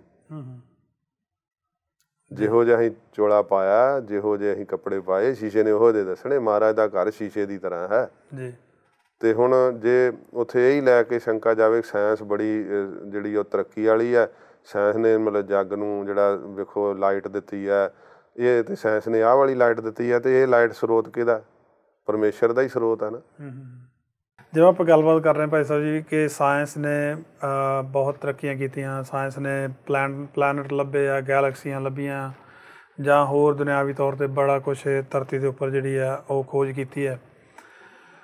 ਪਰ ਕੀ ਸਾਇੰਸ ਜੋ ਹੈ ਉਹ ਇੱਕ ਦਾਣਾ ਜੋ ਮਿੱਟੀ ਦਾ ਇੱਕ ਕਿਣਕਾ ਹੁੰਦਾ ਹੈ ਕਿ ਉਹ ਆਪਣੇ ਤੌਰ 'ਤੇ ਬਣਾ ਸਕਦੀ ਹੈ? ਮੇਰਾ ਖਿਆਲ ਹੈ ਕਿ ਨਹੀਂ। ਔਰ ਅੱਜ ਤੱਕ ਇਸ ਤਰ੍ਹਾਂ ਹੋਇਆ ਨਹੀਂ। ਜੋ ਉਪਲਬਧ ਹੈ ਉਹਦੇ ਵਿੱਚੋਂ ਲੱਭ ਕੇ ਤਾਂ ਕੁਛ ਨਾ ਕੁਛ ਬਣਾਇਆ, ਉਸ ਨੂੰ ਯੂਜ਼ ਕਰਕੇ ਤਾਂ ਕੁਛ ਨਾ ਕੁਛ ਬਣਾਇਆ। ਪਰ ਸਾਇੰਸ ਨੇ ਹਜੇ ਤੱਕ ਇਹ ਨਹੀਂ ਕਿਹਾ ਕਿ ਮੈਂ ਆਹ ਜਿਹੜੀ ਚੀਜ਼ ਇਜਾਦ ਕੀਤੀ ਹੈ ਸਾਇੰਸ ਦੀ ਹੀ ਇਜਾਦ ਕੀਤੀ ਹੋਈ ਹੈ। ਜਿਵੇਂ ਅੱਜ ਤੋਂ 50 ਸਾਲ ਪਹਿਲਾਂ ਜਾਂ 100 ਸਾਲ ਪਹਿਲਾਂ ਕੋਈ ਕਹਿ ਦੇਵੇ ਕਿ ਇੱਕ ਇੰਨੀ ਕਿ ਨਿੱਕੀ ਜਿਹੀ ਡਿਵਾਈਸ ਦੇ ਵਿੱਚ ਜੋ ਲੱਖਾਂ ਪਿਕਚਰਾਂ ਜਾਂ ਹਜ਼ਾਰਾਂ ਫੋਟੋਆਂ ਆ ਸਕਦੀਆਂ, ਜਾਂ ਇੰਨੇ ਘੰਟਿਆਂ ਦਾ ਤੁਸੀਂ ਮਿਊਜ਼ਿਕ ਰਿਕਾਰਡ ਕਰ ਸਕਦੇ ਹੋ, ਅਤੇ ਅਸੰਭਵ ਗੱਲ ਲੱਗਦੀ ਸੀ। ਜਾਂ ਇਹ ਕਹਿ ਸਕਦੇ ਸੀ ਕਿ 50-60 ਸਾਲ ਪਹਿਲਾਂ ਕਿ ਇੱਕ ਨਿੱਕੇ ਜਿਹੇ ਫ਼ੋਨ ਰਾਹੀਂ ਤੁਹਾਨੂੰ ਫ਼ੋਨ ਦੇ ਤਾਰ ਦੀ ਵੀ ਲੋੜ ਨਹੀਂ ਹੈ, ਤੁਸੀਂ ਜਿੱਥੇ ਮਰਜ਼ੀ ਗੱਲ ਕਰ ਸਕਦੇ ਹੋ, ਅਤੇ ਅਸੰਭਵ ਗੱਲਾਂ ਲੱਗਦੀਆਂ ਸੀ। ਪਰ ਗੁਰੂ ਸਾਹਿਬ ਜੀ ਨੇ ਇੰਨੀ ਬਰੀਕੀ ਦੇ ਵਿੱਚ ਹਰ ਚੀਜ਼ ਨੂੰ ਖੋਲ੍ਹ ਕੇ ਰੱਖ ਦਿੱਤਾ। ਗੱਲ ਸਾਡੀ ਸਮਝ ਦੀ ਆ ਜਾਂਦੀ ਹੈ। ਪਰ ਚਲੋ ਮੈਂ ਆਪਣੇ ਮੁੱਦੇ ਵੱਲ ਆ ਜਾਵਾਂ ਦੁਬਾਰਾ ਫਿਰ। ਜਿਵੇਂ ਤੁਸੀਂ ਇਹ ਦੱਸਦੇ ਆ ਵੀ ਮੋਬਾਇਲ ਅੱਜ ਤੋਂ 30-40 ਸਾਲ ਪਹਿਲਾਂ ਨਹੀਂ ਸੀ, ਆਪਾਂ ਮੰਨਣ 'ਚ ਨਹੀਂ ਸੀ ਆਉਂਦਾ ਜੀ। ਸਾਇੰਸ ਨੇ ਜਿਹੜੀ ਚੀਜ਼ ਪੈਦਾ ਕੀਤੀ ਹੈ, ਜਿਹੜੀ ਬਣਾਈ, ਉਹਦੇ ਨੁਕਸਾਨ ਵੀ ਨਾਲ ਹੈਗੇ ਜੀ। ਪਰ ਜਿਹੜੀ ਅਧਿਆਤਮਿਕ ਤੌਰ 'ਤੇ ਗਿਆਨ ਅਵਸਥਾ ਮਿਲਦੀ, ਉਹਦਾ ਲਾਭ ਹੀ ਲਾਭ ਆ, ਉਹਦਾ ਨੁਕਸਾਨ ਕੋਈ ਨਹੀਂ ਗਾ। ਜਿਹੜੀ ਤਸਵੀਰ ਮਹਾਰਾਜ ਉਸ ਗਿਆਨ ਨਾਲ ਅੰਦਰ ਪ੍ਰਗਟ ਕਰ ਦਿੰਦੇ ਆ। ਅੱਜ ਕਹਿੰਦੇ ਆ ਜੀ ਮੋਬਾਇਲ ਬਾਹਲਾ ਕੰਨ ਨਾਲ ਲਾ ਕੇ ਨਾ ਗੱਲ ਕਰੋ, ਇਹਦੇ 'ਚੋਂ ਹਜ਼ਾਰਾਂ ਟਨ ਇਲੈਕਟ੍ਰੋਨਿਕ ਜਿਹੜੀ ਉਹ ਪ੍ਰਵੇਸ਼ ਕਰਦੀ ਹੈ। ਤਾਂ ਕਈ ਤਰੀਕੇ ਉਹਦੇ ਵਰਤਣ ਦੇ ਦੱਸਦੇ ਆ। ਚੰਗੇ ਮੇਰੇ ਸੁਣਨ ਵਿੱਚ ਆਇਆ ਕਿ ਚੰਗੇ ਜਿਹੜੇ ਦਾਨੇ ਪੁਰਸ਼ ਆ ਉਹ ਇਹਦੇ ਵਰਤਣ ਦਾ ਬਹੁਤ ਜ਼ਿਆਦਾ ਜਿਹੜਾ ਉਹ ਗਰੇਜ ਕਰਦੇ ਆ। ਕਈ ਤਾਂ ਐਸੇ ਵੀ ਆ ਜਿਨ੍ਹਾਂ ਨੇ ਆਪਣੇ ਜੀਵਨ ਅੰਦਰ ਇਹਨੂੰ ਅਪਣਾਇਆ ਹੀ ਨਹੀਂ ਜੀ। ਅਤੇ ਕਹਿੰਦੇ ਆ ਕਿ ਉਹ ਬਹੁਤ ਜ਼ਿਆਦਾ ਕਾਰੋਬਾਰ ਵੀ ਕਰਦੇ ਆ ਅਤੇ ਮਾਇਆ ਪੱਖੋਂ ਵੀ ਅਮੀਰ ਨੇ। ਅਤੇ ਪਰ ਆਪਣਾ ਉਹਨਾਂ ਨੇ ਸਰਕਲ ਇਸ ਤਰ੍ਹਾਂ ਦਾ ਬਣਾਇਆ ਕਿ ਜੇ ਉਹ ਮੋਬਾਇਲ ਨੂੰ ਜਾਂ ਇਸ ਸੈੱਲ ਫੋਨ ਨੂੰ ਯੂਜ਼ ਨਹੀਂ ਕਰਦੇ। ਜਿੱਥੇ ਸਾਇੰਸ ਨੇ ਸਾਨੂੰ ਕੋਈ ਚੀਜ਼ ਦਿੱਤੀ ਹੈ ਨਾ, ਉਹਦੇ ਸੁੱਖ ਹੈਗੇ ਨਾਲ, ਅਤੇ ਨਾਲ ਉਹਦੇ ਦੁੱਖ ਵੀ ਜੁੜੇ ਆ। ਪਰ ਵਾਹਿਗੁਰੂ ਜੀ ਵੱਲੋਂ ਜੋ ਪ੍ਰਾਪਤ ਹੁੰਦਾ ਨਾ, ਉਹਦਾ ਕੋਈ ਦੁੱਖ ਨਹੀਂ ਹੈ ਨਾਲ, ਉਹਦਾ ਫਾਇਦਾ ਹੀ ਫਾਇਦਾ, ਲਾਭ ਹੀ ਲਾਭ ਹੈ। ਇਸ ਕਰਕੇ ਸਾਇੰਸ ਜਿਹੜੀ ਆ ਉਹ ਮਹਾਰਾਜ ਦੀ ਬਾਣੀ ਦੀ ਬਰਾਬਰੀ ਨਹੀਂ ਕਰ ਸਕਦੀ ਜੀ। ਮੈਂ ਇੱਕ ਭਾਈ ਸਾਹਿਬ ਜੀ ਗੱਲ ਸੁਣੀ ਔਰ ਬਦਕਿਸਮਤੀ ਦੇ ਨਾਲ ਉਹ ਸਾਡੇ TV 'ਤੇ ਹੀ ਇੱਥੇ ਕਹਿ ਕੇ ਗਏ ਉਹ ਗੱਲ ਕਿ ਗੁਰੂ ਸਾਹਿਬ ਜੀ ਦੇ ਵਿੱਚ ਸ਼ਬਦ ਆਉਂਦਾ ਹੈ ਕਿ ਮੈਨੂੰ ਸ਼ਾਇਦ ਸ਼ਬਦ ਵਿਸਰ ਗਿਆ ਕਿ ਅੱਖਾਂ ਤੁਸੀਂ ਕੱਢ ਕੇ ਗੁਰੂ ਸਾਹਿਬ ਜੀ ਦੇ ਚਰਨਾਂ ਦੇ ਥੱਲੇ ਰੱਖ ਦਿਓ। ਇਹ ਉਹ ਪ੍ਰੋਫੈਸਰ ਜਾਂ ਉਸ ਬੰਦੇ ਦੇ ਕਹਿਣ ਦੀ ਗੱਲ ਆ ਕਿ ਇਸ ਤਰ੍ਹਾਂ ਤਾਂ ਹੋ ਹੀ ਨਹੀਂ ਸਕਦਾ। ਮਤਲਬ ਕਿ ਸਿੱਧਾ ਹੀ ਸ਼ੰਕਾ ਕਿ ਨਹੀਂ ਜੀ ਇਸ ਤਰ੍ਹਾਂ ਕਿਵੇਂ ਹੋ ਸਕਦਾ। ਤੁਸੀਂ ਇਹ ਵੇਖੋ ਵੀ ਇੱਕ ਇਕੱਲੇ ਅੱਖਾਂ ਕੱਢਣ ਲਾ, ਮਹਾਰਾਜ ਕਹਿੰਦੇ ਹਾਓ ਘੋਲੀ ਜਿਉ ਘੋਲ ਘੁਮਾਈ। ਇਹ ਸ਼ਬਦ ਮਹਾਰਾਜ ਕਹਿ ਰਹੇ ਵੀ ਅਸੀਂ ਆਪਣੇ ਆਪ ਤੋਂ ਸਾਰਾ ਕੁਛ ਮਹਾਰਾਜ ਵਾਰਦੀ ਆ ਆਪ ਜੀ ਦੇ ਉੱਪਰੋਂ। ਫਿਰ ਗੁਰੂ ਸਾਹਿਬ ਜੀ ਕਹਿੰਦੇ ਆ ਕਿ ਮਹਾਰਾਜ ਜਦੋਂ ਗੁਰੂ ਨਾਨਕ ਦੇਵ ਸੱਚੇ ਪਾਤਸ਼ਾਹ ਜੀ ਮਹਾਰਾਜ ਆਪਣੇ ਭੂਆ ਜੀ ਦੇ ਪੁੱਤਰ ਬਾਬਾ ਥੰਮਣ ਸ਼ਾਹ ਫਕੀਰ ਕੋਲ ਗਏ, ਤਾਂ ਥੰਮਣ ਸ਼ਾਹ ਸਾਈਂ ਫਕੀਰ ਨਾਮ ਜਪਦੇ ਸੀ, ਭਜਨ ਕਰਦੇ ਸੀ। ਮਹਾਰਾਜ ਸਾਹਿਬ ਜੀ ਨੂੰ ਬੇਨਤੀ ਕਰਦੇ ਆ ਕਿ ਮਹਾਰਾਜ ਮੈਨੂੰ ਪਰਮੇਸ਼ਰ ਦੀ ਸਾਖਿਆਤਤਾ ਕਰਾਓ। ਤਾਂ ਸਤਿਗੁਰੂ ਪਾਤਸ਼ਾਹ ਮਹਾਰਾਜ ਕਹਿੰਦੇ ਆ ਤੈਂ ਸਾਹਿਬ ਕੀ ਬਾਤ ਜੇ ਆਖਾਂ ਕਹੋ ਨਾਨਕ ਕਿਆ ਦੀਜੈ। ਇਹ ਮਹਾਰਾਜ ਪ੍ਰਸ਼ਨ ਰੂਪ ਕਹਿੰਦੇ। ਸਤਿਗੁਰੂ ਕਹਿੰਦੇ ਵੀ ਸਾਈਂ ਥੰਮਣ ਸ਼ਾਹ, ਜੇ ਅਸੀਂ ਤੈਨੂੰ ਉਸ ਰੱਬ ਦਾ ਮਿਲਾਪ ਕਰਾ ਦਈਏ ਤੇ ਤੂੰ ਕੀ ਦੇਂਗਾ?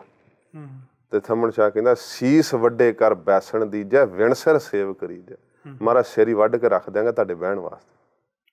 ਤੇ ਭਾਈ ਸਾਹਿਬ ਜਿਹੜੀਆਂ ਇਹ ਗੱਲਾਂ ਇਹ ਕਰ ਰਹੇ ਨੇ ਕਿ ਇਹ ਗੁਰੂ ਸਾਹਿਬ ਨੇ ਫਿਰ ਇਹ ਮੇਰਾ ਆਪਣਾ ਇੱਕ ਸਵਾਲ ਹੈ ਇਹ ਕਿ ਗੁਰੂ ਸਾਹਿਬ ਜੀ ਜਦੋਂ ਇਹ ਗੱਲਬਾਤ ਕਰਦੇ ਨੇ ਜਿਵੇਂ ਸੀਸ ਜਿਵੇਂ ਤੁਸੀਂ ਆਪ ਜੀ ਨੇ ਸ਼ਬਦ ਪੜ੍ਹਿਆ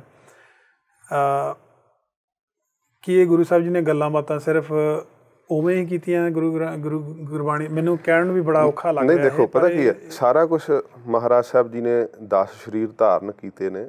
10ਵੇਂ ਜਾਮੇ ਵਿੱਚ ਪ੍ਰਤੱਖ ਮਹਾਰਾਜ ਨੇ ਲਿਆ ਏ, ਗੁਰੂ ਸਾਹਿਬ ਨੇ ਸ਼ੀਸ਼ ਲਿਆ ਏ, ਜਿਹਨੂੰ ਮਤਲਬ ਵੀ ਹੁਣ ਉਹ ਜੇ ਨਹੀਂ ਕਿਸੇ ਨੇ ਮੰਨਣਾ ਤੇ ਆਪਾਂ ਫਿਰ ਹਰੇਕ ਗੱਲ ਤੇ ਮਨਾ ਨਹੀਂ ਨਾ ਸਕਦੇ।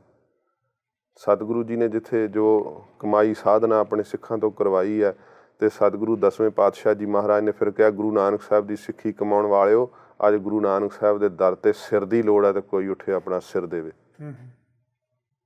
ਤੇ ਸਿੱਖਾਂ ਨੇ ਇਹ ਨਹੀਂ ਸਿਰ ਦਿੱਤੇ, ਨਹੀਂ ਦਿੱਤੇ ਆ, ਪੰਜਾਂ ਦੀ ਚੋਣ ਹੋਈ ਆ।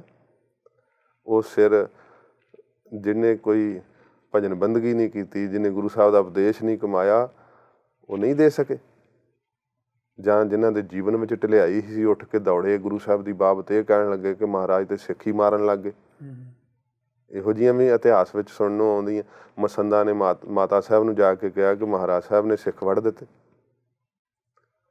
ਗੁਰੂ ਸਾਹਿਬ ਨੂੰ ਹਾਜ਼ਰ ਕੀਤਾ ਸੀ ਆਪ ਸਿਰ ਤੇ। ਮਹਾਰਾਜ ਨੇ ਪੁੱਛਿਆ ਭਾਈ ਦਇਆ ਸਿੰਘ ਕੋਈ ਮਜਬੂਰੀ ਤਾਂ ਨਹੀਂ ਦਇਆ ਰਾਮ, ਕੋਈ ਦੁੱਖ ਕਰਕੇ ਸੀਸ ਦੇਣ ਲੱਗਾ? ਨਹੀਂ ਮਹਾਰਾਜ ਮਾਫ਼ ਕਰ ਦਿਓ, ਆਪ ਜੀ ਦੇ ਬਚਨ ਜਿਹੜਾ ਤੀਸਰਾ ਹੋਇਆ ਜਦੋਂ ਮੈਂ ਉਦੋਂ ਉੱਠਿਆ, ਮੈਨੂੰ ਪਹਿਲੇ ਤੇ ਉੱਠਣਾ ਚਾਹੀਦਾ ਸੀ। ਤੇ ਮਹਾਰਾਜ ਮੇਰਾ ਸੀਸ ਹਾਜ਼ਰ ਹੈ, ਮੇਰਾ ਸਿਰ ਹਾਜ਼ਰ ਹੈ। ਮਹਾਰਾਜ ਤੁਸੀਂ ਸਿਰ ਮੰਗਦੇ ਹੋ, ਸਾਰਾ ਕੁਝ ਹੀ ਤੁਹਾਡਾ। ਸਤਿਗੁਰੂ ਜੀ ਦੇ ਸਾਹਮਣੇ ਜਦੋਂ ਸਾਰਾ ਕੁਝ ਭੇਟ ਕਰ ਦਿੱਤਾ ਤੇ ਦੀਵਾਨ ਮਤੀ ਦਾਸ ਜੀ ਦੇ ਤਾਂ ਹੀ ਤੇ ਆਪਣੇ ਸੀਸ ਤੇ ਆਰਾ ਫਰਵਾਇਆ। ਤੇ ਅੱਖਾਂ ਕੱਢ ਕੇ ਰੱਖਣੀਆਂ ਤੇ ਮਤਲਬ ਵੀ ਇੱਕ ਵੱਖਰੀ ਗੱਲ ਹੈ। ਸੀਸ ਤੇ ਆਰਾ ਫਰਾਉਣਾ ਕਿੱਡੀ ਵੱਡੀ ਗੱਲ ਹੈ। ਉਹ ਗੁਰੂ ਦੇ ਨਸ਼ੇ 'ਚ ਹੀ ਆਪਣਾ ਸੀਸ ਤੇ ਆਰਾ ਫਰਾਇਆ। ਉਸ ਨਸ਼ੇ 'ਚ ਹੀ ਪੀੜ ਨਹੀਂ ਹੋਈ। ਉਸ ਨਸ਼ੇ 'ਚ ਹੀ ਭਾਈ ਦਇਆਲਾ ਜੀ ਉਬਲਦੀ ਦੇਗ ਵਿੱਚ ਬੈਠੇ ਆ। ਮਹਾਰਾਜ ਕਹਿੰਦੇ ਆ ਜਲ ਅਗਨੀ ਵਿੱਚ ਕੱਤਿਓ ਜਲੇ ਨਾ ਡੁੱਬੈ ਗੁਰ ਪ੍ਰਸਾਦ। ਉਹ ਸ਼ਕਤੀ ਪ੍ਰਵੇਸ਼ ਕਰ ਜਾਂਦੀ ਆ, ਫਿਰ ਵੀ ਉਹ ਵਾਹਿਗੁਰੂ ਜੀ ਦੇ ਹੁਕਮ ਨੂੰ ਮੰਨਦੇ ਆ, ਆਪਣੇ ਗੁਰੂ ਦੇ ਪਿਆਰ ਵਿੱਚ ਸ਼ਹਾਦਤ ਪਾ ਜਾਂਦੇ। ਜਿੱਦਾਂ ਪਤੰਗਾ ਹੈ ਉਹ ਲਾਟ ਤੇ ਸੜ ਜਾਂਦਾ ਜਾ ਕੇ। ਮਹਾਰਾਜ ਨੇ ਪ੍ਰੀਤ ਦੱਸੀ ਹੈ। ਸਤਿਗੁਰੂ ਪਾਤਸ਼ਾਹ ਮਹਾਰਾਜ ਕਹਿੰਦੇ ਆ ਜਿੱਦਾਂ ਮੱਛੀ ਪਾਣੀ ਤੋਂ ਬਿਨਾਂ ਬਚ ਨਹੀਂ ਸਕਦੀ, ਜਿਵੇਂ ਭੌਰਾ ਫੁੱਲ ਤੋਂ ਬਿਨਾਂ ਨਹੀਂ ਰਹਿੰਦਾ, ਜਿਵੇਂ ਹਿਰਨ ਕੰਡੇ ਹਿੜੇ ਦੇ ਸ਼ਬਦ ਤੋਂ ਬਿਨਾਂ ਨਹੀਂ ਰਹਿੰਦਾ। ਸੱਚੇ ਪਾਤਸ਼ਾਹ ਮਹਾਰਾਜ ਕਹਿੰਦੇ ਆ ਜਿਉਂ ਮਛਲੀ ਬਿਨ ਪਾਣੀ ਹੈ ਕਿਉਂ ਜੀਵਨ ਪਾਵੈ, ਬੂੰਦ ਵਿਹੂਣਾ ਚਾਤ ਰੱਖੋ ਕਿਉਂ ਕਰ ਤ੍ਰਿਪਤਾਵੈ। ਫਿਰ ਸਤਿਗੁਰੂ ਕਹਿੰਦੇ ਭਵਰ ਲੋਭੀ ਕੁਸਮ ਬਾਸ ਕਾ ਸਨਮੁਖ ਉੱਠਤਾਵੈ। ਫਿਰ ਸੱਚੇ ਪਾਤਸ਼ਾਹ ਮਹਾਰਾਜ ਕਹਿੰਦੇ ਆ ਕਿ ਭਾਈ ਇਹ ਜਿਹੜੀਆਂ ਪ੍ਰੀਤਾਂ ਨੇ ਸਨਮੁਖ ਉੱਠਤਾਵੈ। ਫਿਰ ਸੱਚੇ ਪਾਤਸ਼ਾਹ ਮਹਾਰਾਜ ਕਹਿੰਦੇ ਇਉਂ ਸੰਤ ਜਨਾ ਹਰ ਪ੍ਰੀਤ ਹੈ ਦੇਖ ਦਰਸ ਅਗਾਵੈ। ਮਹਾਂਪੁਰਸ਼ ਦੀ ਇਹੋ ਜਿਹੀ ਪ੍ਰੀਤ ਹੁੰਦੀ ਹੈ। ਜਿੱਥੇ ਪ੍ਰੀਤ ਹੈ ਉੱਥੇ ਹੁਣ ਇਹ ਥੋੜ੍ਹਾ ਕਿ ਮੈਂ ਆਹ ਸਰੀਰ ਦਾ ਅੰਗ ਨਹੀਂ ਦੇਣਾ, ਉੱਥੇ ਤੇ ਸਭ ਕੁਝ ਹੀ ਅਰਪਣ ਕਰ ਦਿੱਤਾ। ਮਹਾਰਾਜ ਆਪ ਜੀ ਨੂੰ ਭੇਟ ਹੈ ਮੇਰਾ ਤਨ ਮਨ ਧਨ ਸਭ ਸੌਂਪ ਗੁਰ ਕੋ ਹੁਕਮ ਮੰਨਿਆ ਪਾਈਏ। ਨਾਲੇ ਇਹ ਚੀਜ਼ਾਂ ਭਾਈ ਸਾਹਿਬ ਜੀ ਤੇ ਚਲੋ ਪੁਰਾਤਨ ਸਮੇਂ ਦੇ ਵਿੱਚ ਜੋ ਵਰਤੀਆਂ ਉਹ ਤਾਂ ਵਰਤੀਆਂ, ਇਹ ਆਪਣੇ ਅੱਖੀਂ ਦੇਖਣ ਦੀ ਗੱਲ ਆ। 84 ਦੇ ਵਿੱਚ ਭਾਈ ਅਨੋਖ ਸਿੰਘ ਬੱਬਰ ਵਰਗੇ ਕਿਹੋ ਜਿਹੇ ਸੂਰਮੇ ਸਿੰਘ ਸੀ ਜਿਹੜੇ ਪੁਲਿਸ ਵੱਲੋਂ ਤਸ਼ੱਦਦ ਹੁੰਦਿਆਂ ਹੋਇਆਂ ਇਹ ਕਹਿ ਰਹੇ ਆ ਕਿ ਉਸੇ ਜਿਹੜਾ ਪੁਲਿਸ ਵਾਲਾ ਤਸ਼ੱਦਦ ਕਰ ਰਿਹਾ ਉਹਨੂੰ ਹੀ ਕਹਿ ਰਿਹਾ ਕਿ ਵੀਰ ਟਾਈਮ ਕਿੰਨਾ ਹੋਇਆ, ਕਿਉਂਕਿ ਅੱਖਾਂ ਕੱਢ ਦਿੱਤੀਆਂ ਗਈਆਂ ਸਨ। ਉਹਨੂੰ ਹੀ ਕਹਿ ਰਿਹਾ ਕਿ ਟਾਈਮ ਕਿੰਨਾ ਹੋਇਆ, ਮੇਰਾ ਸੋਦਰ ਦਾ ਟਾਈਮ ਹੋ ਚੱਲਿਆ। ਵਾਹਿਗੁਰੂ ਇਹੋ ਜਿਹੇ ਇਹ ਵਾਪਰੇ ਨੇ। ਸੋ ਇਹ ਕਾਫੀ ਮੇਰਾ ਖਿਆਲ ਕਰਾਰੀ ਚਪੇੜ ਹੋਏਗੀ ਉਹਨਾਂ ਲੋਕਾਂ ਦੇ ਮੂੰਹ 'ਤੇ ਜਿਹੜੇ ਇਹੋ ਜਿਹੇ ਪੁੱਠੇ ਸਿੱਧੇ ਤਰਕ ਕਰਦੇ ਨੇ। ਅਤੇ ਸਮਾਂ ਹੋ ਚੱਲਿਆ ਆਪਣੇ ਇੱਕ ਬ੍ਰੇਕ ਦਾ, ਮਿਲਦੇ ਇੱਕ ਬ੍ਰੇਕ ਤੋਂ ਬਾਅਦ।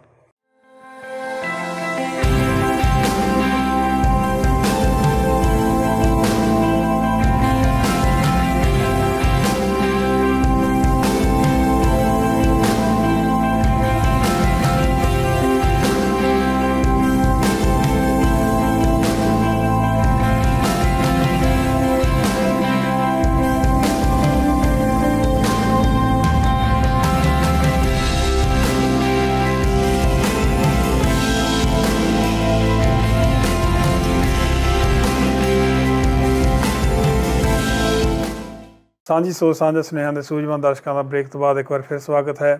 ਅੱਜ ਆਪਾਂ ਗੱਲਬਾਤ ਕਰ ਰਹੇ ਹਾਂ ਸਿੱਖ ਪੰਥ ਦੇ ਮਹਾਨ ਵਿਦਵਾਨ ਭਾਈ ਜੰਗਵੀਰ ਸਿੰਘ ਜੀ, ਜੋ ਸਾਡੇ ਪਾਸ ਖਾਸ ਸੱਦੇ 'ਤੇ ਆਏ ਹੋਏ ਨੇ।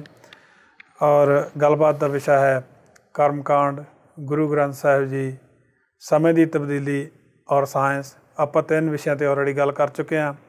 ਜੋ ਲਾਸਟ ਵਿਸ਼ਾ ਹੈ ਉਹ ਹੈ ਕਿ ਸਮੇਂ ਦੀ ਤਬਦੀਲੀ ਦੇ ਨਾਲ ਬਦਲ ਜਾਣਾ ਚਾਹੀਦਾ ਹੈ। ਇਹ ਭਾਈ ਸਾਹਿਬ ਜੀ ਦੇ ਨਾਲ ਮੇਰਾ ਅਗਲਾ ਕੁਐਸਚਨ ਹੈ ਕਿ ਭਾਈ ਸਾਹਿਬ ਜੀ, ਗੁਰਮਤਿ ਮੁਤਾਬਕ ਜੋ ਸਮੇਂ ਦੀ ਤਬਦੀਲੀ ਹੈ ਉਹ ਕਿਸ ਤਰ੍ਹਾਂ ਦੀ ਹੈ ਅਤੇ ਸਿੱਖ ਨੂੰ ਉਸ ਦੇ ਵਿੱਚ ਕਿਸ ਤਰ੍ਹਾਂ ਢਲਣਾ ਚਾਹੀਦਾ? ਜੇ ਸਮਾਂ ਜਿਸ ਤਰ੍ਹਾਂ ਬਦਲਾਵ ਸਮੇਂ ਦੇ ਨਾਲ ਆ ਰਿਹਾ, ਜੇ ਆਪਾਂ ਸੂਝਵਾਨ ਜਿਹੜੇ ਪੜ੍ਹੇ ਲਿਖੇ ਡਾਕਟਰ ਲੋਕ ਨੇ ਉਹਨਾਂ ਨੂੰ ਪੁੱਛੀਏ, ਉਹ ਕਹਿੰਦੇ ਆ ਜੇ ਤੁਸੀਂ ਚੰਗਾ ਜੀਵਨ ਜਿਉਣਾ ਅਤੇ ਜਿਵੇਂ ਤੁਹਾਡੇ ਬਜ਼ੁਰਗ ਜਿਉਂਦੇ ਸੀ ਨਾ ਅੱਜ ਤੋਂ 50-70 ਸਾਲ ਪਹਿਲਾਂ, ਉਸ ਤਰ੍ਹਾਂ ਦਾ ਜੀਵਨ ਜਿਉਣਾ ਸ਼ੁਰੂ ਕਰ ਦਿਓ। ਫਰਿੱਜ ਦਾ ਪਾਣੀ ਨਾ ਪੀਓ, ਘੜੇ ਦਾ ਪੀਓ। ਇਹ ਜਿਹੜੀਆਂ ਅੱਜ ਕੱਲ੍ਹ ਦੀਆਂ ਖਾਣ ਪੀਣ ਵਾਲੀਆਂ ਚੀਜ਼ਾਂ ਨੇ ਜਿਨ੍ਹਾਂ ਨੂੰ ਟਰੀਟਮੈਂਟ ਦੇ ਨਾਲ ਤਿਆਰ ਕੀਤਾ ਜਾਂਦਾ, ਉਹ ਨਾ ਖਾਓ। ਸਾਦਾ ਭੋਜਨ ਆਪਣੇ ਘਰ ਦਾ ਖਾਓ। ਇੱਥੋਂ ਤੱਕ ਕਿ ਸਬਜ਼ੀਆਂ ਵੀ ਉਹ ਖਾਓ ਜਿਹੜੀਆਂ ਔਰਗੈਨਿਕ ਨੇ। ਤੁਹਾਨੂੰ ਪਤਾ ਹੀ ਹੋਣਾ ਕਿ ਸਾਡੇ ਉੱਥੇ ਅਮਰੀਕਾ ਦੇ ਵਿੱਚ ਤਾਂ ਔਰਗੈਨਿਕ ਚੀਜ਼ਾਂ ਬਹੁਤ ਮਹਿੰਗੀਆਂ ਮਿਲਦੀਆਂ ਜੇ। ਇੱਥੇ ਵੀ ਸੇਮ ਹੀ ਇਸੇ ਤਰ੍ਹਾਂ ਹੀ ਹੈ। ਅਤੇ ਉਹਦਾ ਕੀ ਕਾਰਨ ਹੈ? ਕਿਉਂਕਿ ਅਜੋਕਾ ਸਮਾਂ ਜਿਹੜਾ ਨਾ, ਜਿੱਥੇ ਜਨ ਜੀਵਨ ਇੰਨਾ ਤੇਜ਼ ਹੁੰਦਾ ਜਾ ਰਿਹਾ, ਮਨੁੱਖ ਦੀ ਸੋਚ ਜਿਹੜੀ ਹੈ ਉਹ ਇੰਨੀ ਜ਼ਿਆਦਾ ਅਸ਼ਾਂਤ ਹੁੰਦੀ ਜਾ ਰਹੀ ਹੈ। ਮਨ ਇੰਨੇ ਜਿਹੜੇ ਆ ਉਹ ਭਟਕ ਰਹੇ ਆ ਕਿ ਪਹਿਲਾਂ ਨਾਲੋਂ ਬਹੁਤ ਜ਼ਿਆਦਾ ਮਨੁੱਖ ਦੀ ਜ਼ਿੰਦਗੀ ਦੇ ਅੰਦਰ ਤਬਦੀਲੀ ਆ ਗਈ। ਅਤੇ ਜੇ ਉਸ ਤਬਦੀਲੀ ਦੇ ਆਉਣ ਕਰਕੇ ਹੁਣ ਇਹ ਕਿਹਾ ਜਾਵੇ ਕਿ ਸਮੇਂ ਦੇ ਹਿਸਾਬ ਨਾਲ ਸਾਨੂੰ ਜਿਹੜਾ ਹੈ ਤਬਦੀਲ ਹੋ ਜਾਣਾ ਚਾਹੀਦਾ, ਤਬਦੀਲ ਆਪਣੇ ਆਪ ਹੀ ਸਾਰਾ ਜਨ ਜੀਵਨ ਹੋ ਰਿਹਾ। ਸਗੋਂ ਸਾਨੂੰ ਇਹ ਚਾਹੀਦਾ ਹੈ ਕਿ ਜੇ ਅਸੀਂ ਸਾਦਾ ਜੀਵਨ ਜੀਵਾਂਗੇ, ਚੰਗਾ ਭੋਜਨ ਖਾਵਾਂਗੇ, ਜਿਵੇਂ ਜੇ ਇਹ ਕਿਹਾ ਜਾਂਦਾ ਹੈ ਕਿ ਸਮੇਂ ਦੀ ਤਬਦੀਲੀ ਨਾਲ ਜੀ ਪਹਿਲਾਂ ਕੁਰਸੀਆਂ ਨਹੀਂ ਸੀ ਹੁੰਦੀਆਂ ਅਤੇ ਤਾਂ ਥੱਲੇ ਚੌਂਕੜਾ ਲਾ ਕੇ ਜਿਹੜਾ ਸੀ ਉਹ ਭੋਜਨ ਕਰਦੇ ਸੀ। ਜਪਾਨ ਦੇਸ਼ ਇੰਨਾ ਵਿਕਸਿਤ ਹੈ, ਉਹ ਅੱਜ ਵੀ ਭੋਜਨ ਖਾਂਦੇ ਆ ਅਤੇ ਤੁਸੀਂ ਵੇਖੋ ਕਿਸ ਤਰ੍ਹਾਂ ਖਾਂਦੇ ਆ। ਆਪਣੇ ਪੁਰਾਤਨ ਰਵਾਇਤ ਮੁਤਾਬਕ ਭੋਜਨ ਛਕਦੇ ਆ। ਉਹ ਲੱਕੜ ਦਿਆਂ ਉਹਨਾਂ ਬਰਤਨਾਂ ਵਿੱਚ ਅਤੇ ਲੱਕੜ ਦਿਆਂ ਉਹਨਾਂ ਮੇਜ਼ਾਂ 'ਤੇ ਬੈਠ ਕੇ ਗੋਠ ਮਾਰ ਕੇ ਉਹ ਭੋਜਨ ਛਕਦੇ ਆ। ਚੌਂਕੜਾ ਮਾਰ ਕੇ ਜਿਹੜਾ ਭੋਜਨ ਛਕਣਾ ਨਾ, ਵੈਦਿਕ ਮੁਤਾਬਕ, ਡਾਕਟਰਾਂ ਮੁਤਾਬਕ ਕਹਿੰਦੇ ਜਠਰ ਅਗਨੀ ਉਸ ਸਮੇਂ ਪ੍ਰਜਵੱਲਿਤ ਹੁੰਦੀ ਹੈ। ਜਿਹੜਾ ਕੁਰਸੀ 'ਤੇ ਬਹਿ ਕੇ ਭੋਜਨ ਛਕਣਾ, ਇਹਦਾ ਵੈਦਿਕ ਮੁਤਾਬਕ ਵੀ ਸਹੀ ਨਹੀਂ ਮੰਨਿਆ।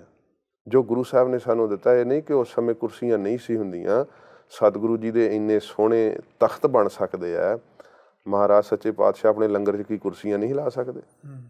ਜਿਹੜੀ ਸਮੇਂ ਮੁਤਾਬਕ ਤਬਦੀਲੀ ਦਾ ਜ਼ਿਕਰ ਕਰਦੇ ਆ, ਦੇਖੋ ਜਿਹੜੇ ਅਪਾਹਜ ਹੁੰਦੇ ਆ ਉਹਨਾਂ ਵਾਸਤੇ ਤਾਂ ਇੱਥੋਂ ਦੀ ਗੌਰਮੈਂਟ ਮੁਤਾਬਕ ਉਹ ਪਾਰਕਿੰਗਾਂ ਅਤੇ ਉਹ ਕੁਰਸੀਆਂ ਰੱਖੀਆਂ ਹੁੰਦੀਆਂ ਜਨਤਕ ਥਾਵਾਂ 'ਤੇ।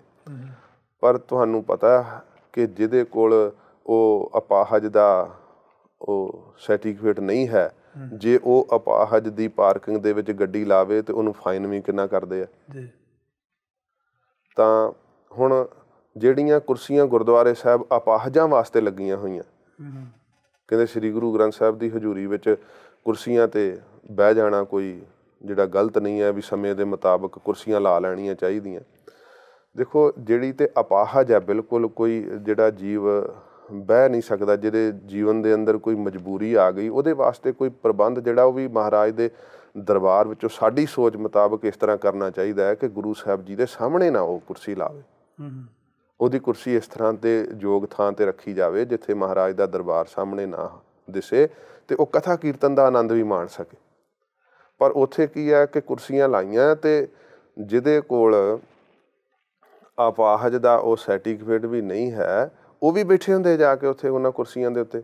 ਅਤੇ ਆਪਣੇ ਇੱਕ ਸਿੰਘ ਹੀ ਗੁਰਮੁਖ ਪਿਆਰੇ, ਉਹ ਪੜ੍ਹੇ ਲਿਖੇ ਨਹੀਂ ਗਏ, ਕਿ ਤੁਹਾਡੇ ਇੱਥੇ ਐਡਮਿੰਟਨ ਸ਼ਹਿਰ 'ਚ ਲਾਗੇ ਆਏ ਸੀ। ਉਹਨਾਂ ਨੇ ਦਾਸ ਨੂੰ ਦੱਸਿਆ ਕਿ ਮੈਂ ਬੇਨਤੀ ਕੀਤੀ ਅਤੇ ਕਹਿੰਦੇ ਉਹਨਾਂ ਗੁੱਸਾ ਕੀਤਾ। ਅਤੇ ਫਿਰ ਉਹ ਥੋੜ੍ਹਾ ਜਿਹਾ ਇੱਥੋਂ ਦੇ ਕਾਨੂੰਨ ਜਾਣਦੇ, ਉਹ ਕਹਿੰਦੇ ਮੈਂ ਪੁਲਿਸ ਨੂੰ ਕਾਲ ਕਰਨ ਲੱਗਾ ਕਿ ਇਹ ਅਪਾਹਜਾਂ ਵਾਸਤੇ ਬਣੀਆਂ ਅਤੇ ਇਹ ਜਿਹੜੇ ਹੈ ਜਾਂ ਤਾਂ ਇਹਨਾਂ ਕੋਲ ਅਪਾਹਜ ਦੀ ਉਹ ID ਵੇਖੋ, ਨਹੀਂ ਤਾਂ ਇਹਨਾਂ ਨੂੰ ਫਿਰ ਉੱਤੋਂ ਉਠਾਓ। ਉਹ ਸਾਰੇ ਉੱਠ ਕੇ ਬਹਿ ਗਏ ਥੱਲੇ, ਕਿਉਂਕਿ ਇੱਥੋਂ ਦੇ ਕਾਨੂੰਨ ਤੋਂ ਡਰਦੇ ਆ, ਸਿੱਖੀ ਦੇ ਅਸੂਲ ਤੋਂ ਨਹੀਂ ਡਰਦੇ।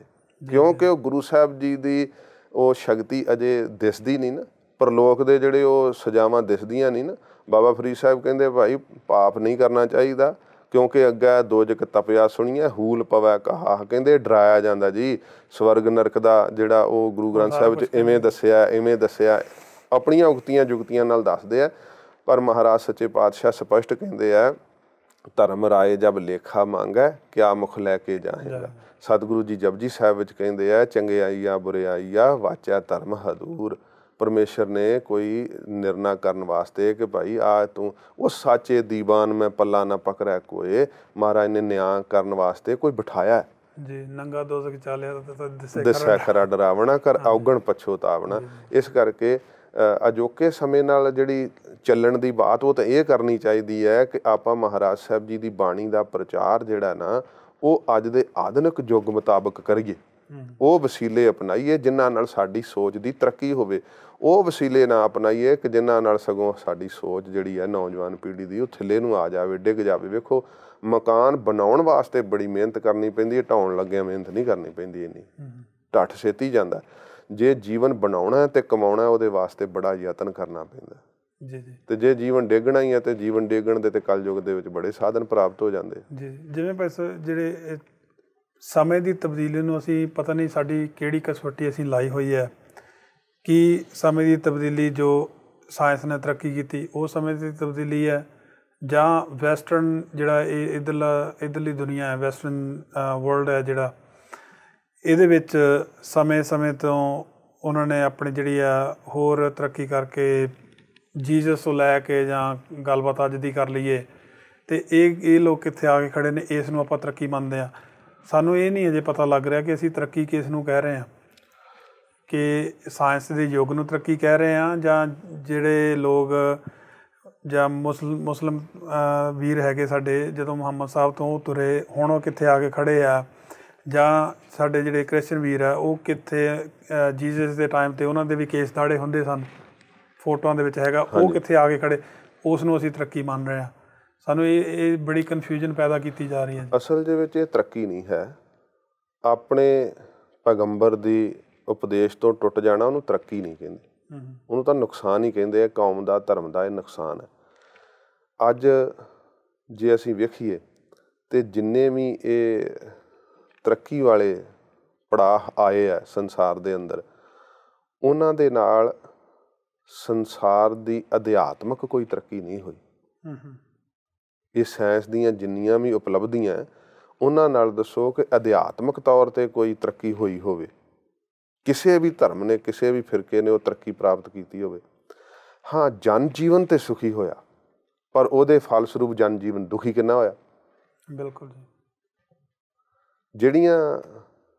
ਜਿਹੜੀਆਂ ਚੀਜ਼ਾਂ ਸਾਨੂੰ ਉਸ ਸਮੇਂ ਸਾਡੇ ਬਜ਼ੁਰਗਾਂ ਕੋਲ ਸੀਗੀਆਂ, ਜਾਂ ਉਹ ਅਸੀਂ ਅੱਜ ਪੜ੍ਹ ਲਿਖ ਕੇ 4 ਅੱਖਰ ਪੜ੍ਹ ਕੇ ਕਹਿੰਦੇ ਹਾਂ ਵੀ ਸਾਡੇ ਬਜ਼ੁਰਗ ਜਿਹੜੇ ਉਹ ਸ਼ੁਦਾਈ ਸੀਗੇ, ਪਾਗਲ ਸੀਗੇ, ਪਰ ਜਿਹੜੇ ਮੈਥਡ ਉਹਨਾਂ ਕੋਲ ਸੀਗੇ ਅੱਜ ਸਾਡੇ ਕੋਲ ਹੈ ਨਹੀਂ ਗੇ।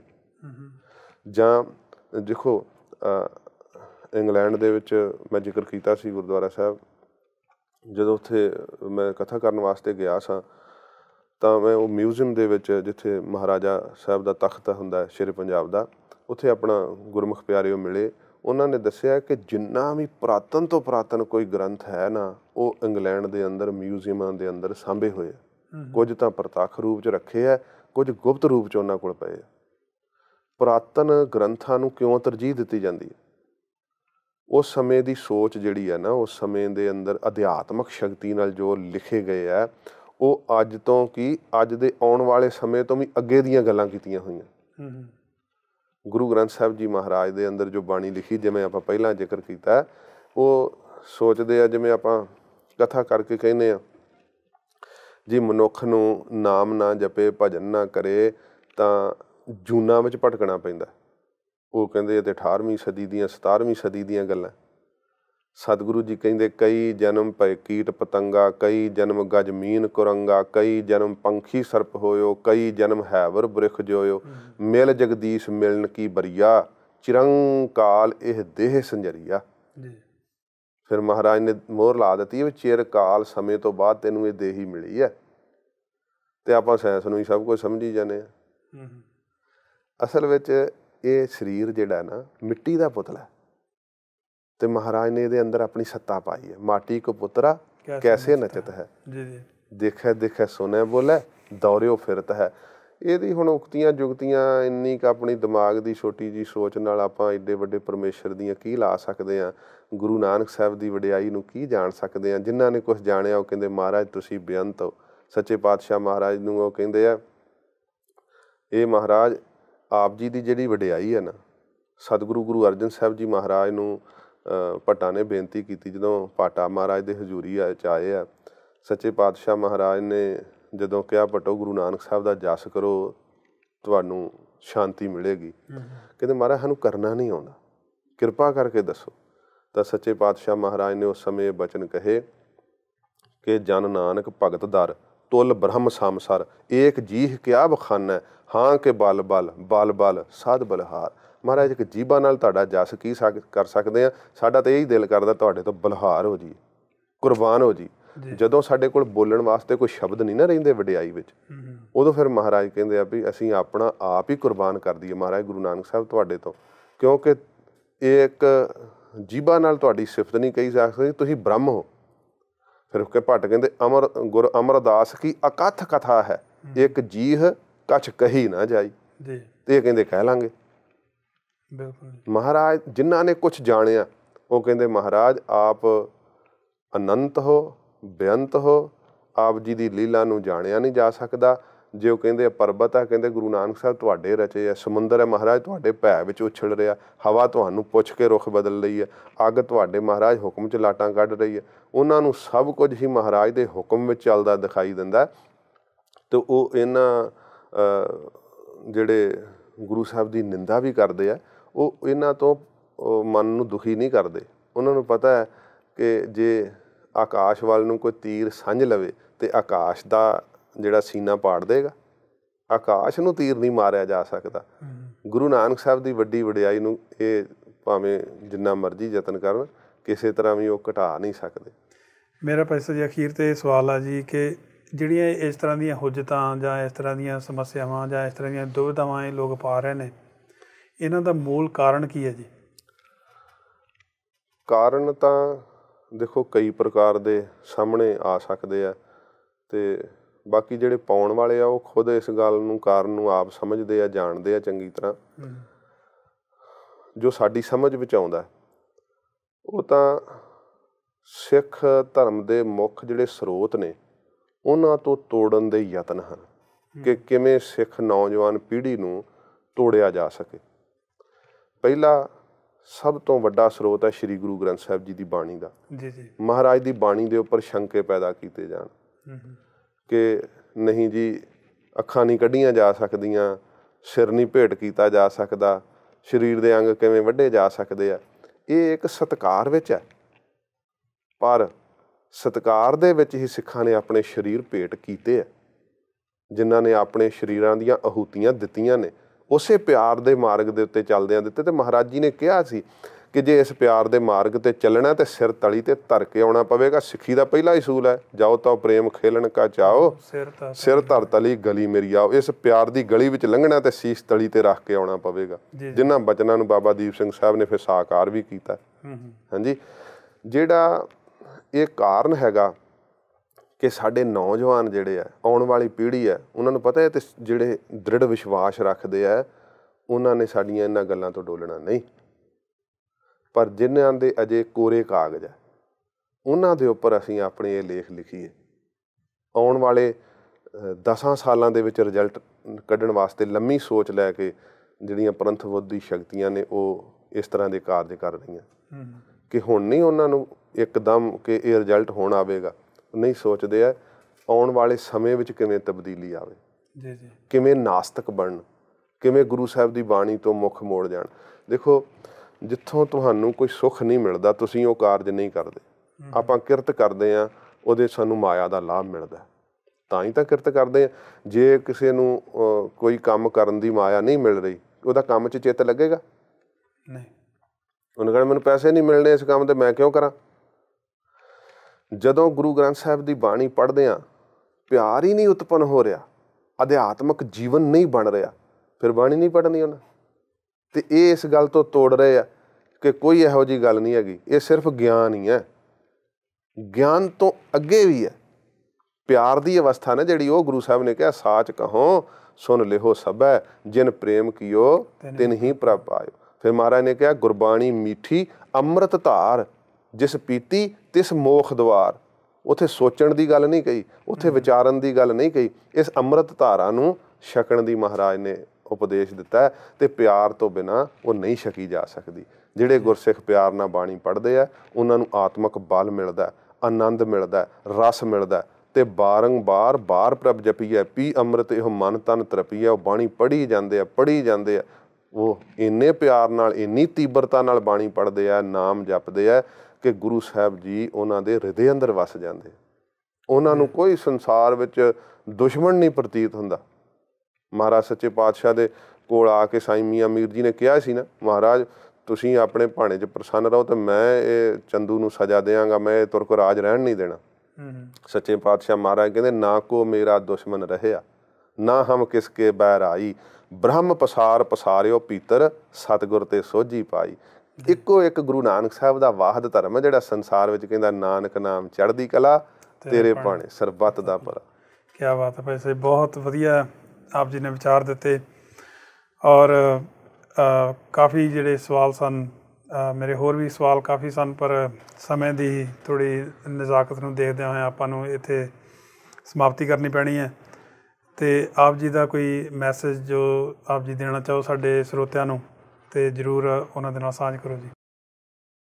ਸਾਡੇ ਵੱਲੋਂ ਜੇ ਕੋਈ ਮੈਸੇਜ ਸੁਨੇਹਾ ਤਾਂ ਆਪਾਂ ਸ਼੍ਰੀ ਗੁਰੂ ਗ੍ਰੰਥ ਸਾਹਿਬ ਜੀ ਮਹਾਰਾਜ ਦਾ ਹੀ ਉਹ ਸੁਨੇਹਾ ਸਭ ਨੌਜਵਾਨਾਂ ਨੂੰ ਬੇਨਤੀ ਕਰਾਂਗੇ, ਗੁਰਮੁਖਾਂ ਨੂੰ ਬੇਨਤੀ ਕਰਾਂਗੇ ਕਿ ਭਾਈ ਅੰਮ੍ਰਿਤ ਵੇਲੇ ਉੱਠ ਕੇ ਗੁਰੂ ਸਾਹਿਬ ਜੀ ਦੀ ਬਾਣੀ ਦਾ ਜਾਪ ਆਪ ਕਰੋ, ਆਪ ਨਿਤਨੇਮ ਕਰੋ, ਵਾਹਿਗੁਰੂ ਮੰਤਰ ਦਾ ਅਭਿਆਸ ਕਰੋ ਅਤੇ ਜਿੰਨਾ ਵੀ ਹੋ ਸਕੇ ਹੱਥੀਂ ਸੇਵਾ ਕਰੋ। ਅਤੇ ਆਪਣੇ ਜਿਹੜੇ ਮੁੱਖ ਸਰੋਤ ਨੇ ਸ਼੍ਰੀ ਗੁਰੂ ਗ੍ਰੰਥ ਸਾਹਿਬ ਮਹਾਰਾਜ ਦੀ ਬਾਣੀ, ਸ਼੍ਰੀ ਦਸਮ ਗ੍ਰੰਥ ਦੀ ਬਾਣੀ, ਭਾਈ ਗੁਰਦਾਸ ਜੀ ਦੀਆਂ ਵਾਰਾਂ, ਭਾਈ ਨੰਦ ਲਾਲ ਜੀ ਦੀਆਂ ਗਜ਼ਲਾਂ, ਜਿੰਨੇ ਵੀ ਸਾਡੇ ਧਾਰਮਿਕ ਸਰੋਤ ਨੇ ਇਹਨਾਂ ਤੋਂ ਗਿਆਨ ਹਾਸਲ ਕਰੋ ਅਤੇ ਸ਼ਸਤਰ ਵਿੱਦਿਆ ਦਾ ਅਭਿਆਸ ਕਰੋ। ਸੱਚੇ ਪਾਤਸ਼ਾਹ ਮਹਾਰਾਜ ਕਿਰਪਾ ਕਰਨ, ਚੜ੍ਹਦੀ ਕਲਾ ਹੋਵੇਗੀ। ਬਹੁਤ ਬਹੁਤ ਧੰਨਵਾਦ ਭਾਈ ਸਾਹਿਬ ਜੀ ਆਪ ਜੀ ਦਾ। ਭਾਈ ਸਾਹਿਬ ਜੀ ਜਿਵੇਂ ਆਪ ਜੀ ਨੇ ਕਾਫੀ ਵਧੀਆ ਵਿਚਾਰ ਸਾਡੇ ਨਾਲ ਸਾਂਝੇ ਕੀਤੇ, ਔਰ ਕਾਫੀ ਥਕਾਵਟ ਦੇ ਬਾਵਜੂਦ ਵੀ ਆਪ ਜੀ ਆਏ ਹੋ ਸਟੂਡੀਓ ਦੇ ਵਿੱਚ। ਮੈਂ ਬੇਨਤੀ ਕਰਾਂਗਾ ਕਿ ਜਦੋਂ ਵੀ ਅੱਗੇ ਤੋਂ ਕੈਲਗਰੀ ਸ਼ਹਿਰ ਵਿਖੇ ਆਓ ਅਤੇ ਜ਼ਰੂਰ ਖੁੱਲ੍ਹਾ ਸਮਾਂ ਲੈ ਕੇ ਆਓ। ਹੁਣ ਤਾਂ ਸਾਡੇ ਗੁਆਂਢੀ ਹੋ ਗਏ ਹੋ, ਅਮਰੀਕਾ 'ਚ ਰਹਿੰਦੇ ਹੋ, ਅਤੇ ਕਿਰਪਾ ਕਰੋ ਜ਼ਰੂਰ ਥੋੜ੍ਹਾ ਵਧੀਆ ਅਤੇ ਖੁੱਲ੍ਹਾ ਸਮਾਂ ਲੈ ਕੇ ਆਓ, ਤਾਂ ਜੋ ਆਪਾਂ ਹੋਰ ਵੀ ਵੱਧ ਤੋਂ ਵੱਧ ਆਪਣੀ ਨੌਜਵਾਨ ਪੀੜ੍ਹੀ ਹੈ ਜੋ ਉਹਨਾਂ ਦੇ ਨਾਲ ਆਪਾਂ ਵਿਚਾਰ ਵਟਾਂਦਰੇ ਕਰ ਸਕੀਏ। ਆਪ ਜੀ ਦਾ ਬਹੁਤ ਬਹੁਤ ਧੰਨਵਾਦ ਮੇਰੇ ਵੱਲੋਂ। ਆਪ ਜੀ ਨੂੰ ਵਾਹਿਗੁਰੂ ਜੀ ਕਾ ਖਾਲਸਾ, ਵਾਹਿਗੁਰੂ ਜੀ ਕੀ ਫਤਿਹ। ਅੱਜ ਆਪਾਂ ਗੱਲਬਾਤ ਕਰ ਰਹੇ ਸਾਂ ਸਿੱਖ ਪੰਥ ਦੇ ਮਹਾਨ ਸ਼ਖਸੀਅਤ ਭਾਈ ਜੰਗਬੀਰ ਸਿੰਘ ਜੀ, ਜਿਨ੍ਹਾਂ ਦੇ ਨਾਲ ਦਾਸ ਨੂੰ ਕਾਫੀ ਸਮਾਂ ਪਹਿਲਾਂ ਨਾਲ ਰਹਿਣ ਦਾ ਸਮਾਂ ਵੀ ਮਿਲਿਆ, ਔਰ ਕਾਫੀ ਦੇਰ ਤੱਕ ਲੰਬੀਆਂ ਵਿਚਾਰ ਵਟਾਂਦਰੇ ਹੁੰਦੇ ਰਹਿੰਦੇ ਸਨ। ਭਾਈ ਸਾਹਿਬ ਜੀ ਦੇ ਕੋਲ ਵਿੱਦਿਆ ਦਾ ਇੰਨਾ ਕੁ ਖਜ਼ਾਨਾ ਭਰਪੂਰ ਹੈ ਕਿ ਜਦੋਂ ਕਥਾ ਸਮਾਪਤ ਹੁੰਦੀ ਸੀ ਤਕਰੀਬਨ 7 ਵਜੇ ਗੁਰਦੁਆਰਾ ਸਾਹਿਬ ਤੋਂ, ਅਤੇ ਰਾਤ ਦੇ 2-2 ਵਜੇ ਤੱਕ ਅਸੀਂ ਭਾਈ ਸਾਹਿਬ ਜੀ ਦੇ ਕੋਲ ਬੈਠੇ ਰਹਿੰਦੇ ਸਾਂ, ਕਦੀ ਸੌਣ ਨਹੀਂ ਸੀ ਦਿੰਦੇ। ਸੋ ਇਸ ਤਰ੍ਹਾਂ ਦਾ ਭਾਈ ਸਾਹਿਬ ਦੇ ਕੋਲ ਇੰਨਾ ਕੁ ਜ਼ਿਆਦਾ ਖਜ਼ਾਨਾ ਜੋ ਹਰ ਰੋਜ਼ ਸਾਂਝ ਕਰਦਿਆਂ ਮੁੱਕ ਨਹੀਂ ਸਕਦਾ। ਇਹ ਗੁਰੂ ਸਾਹਿਬ ਜੀ ਦੀ ਬਖਸ਼ਿਸ਼ ਹੈ, ਇਹ ਗੁਰੂ ਸਾਹਿਬ ਜੀ ਦੀ ਵਡਿਆਈ ਹੈ।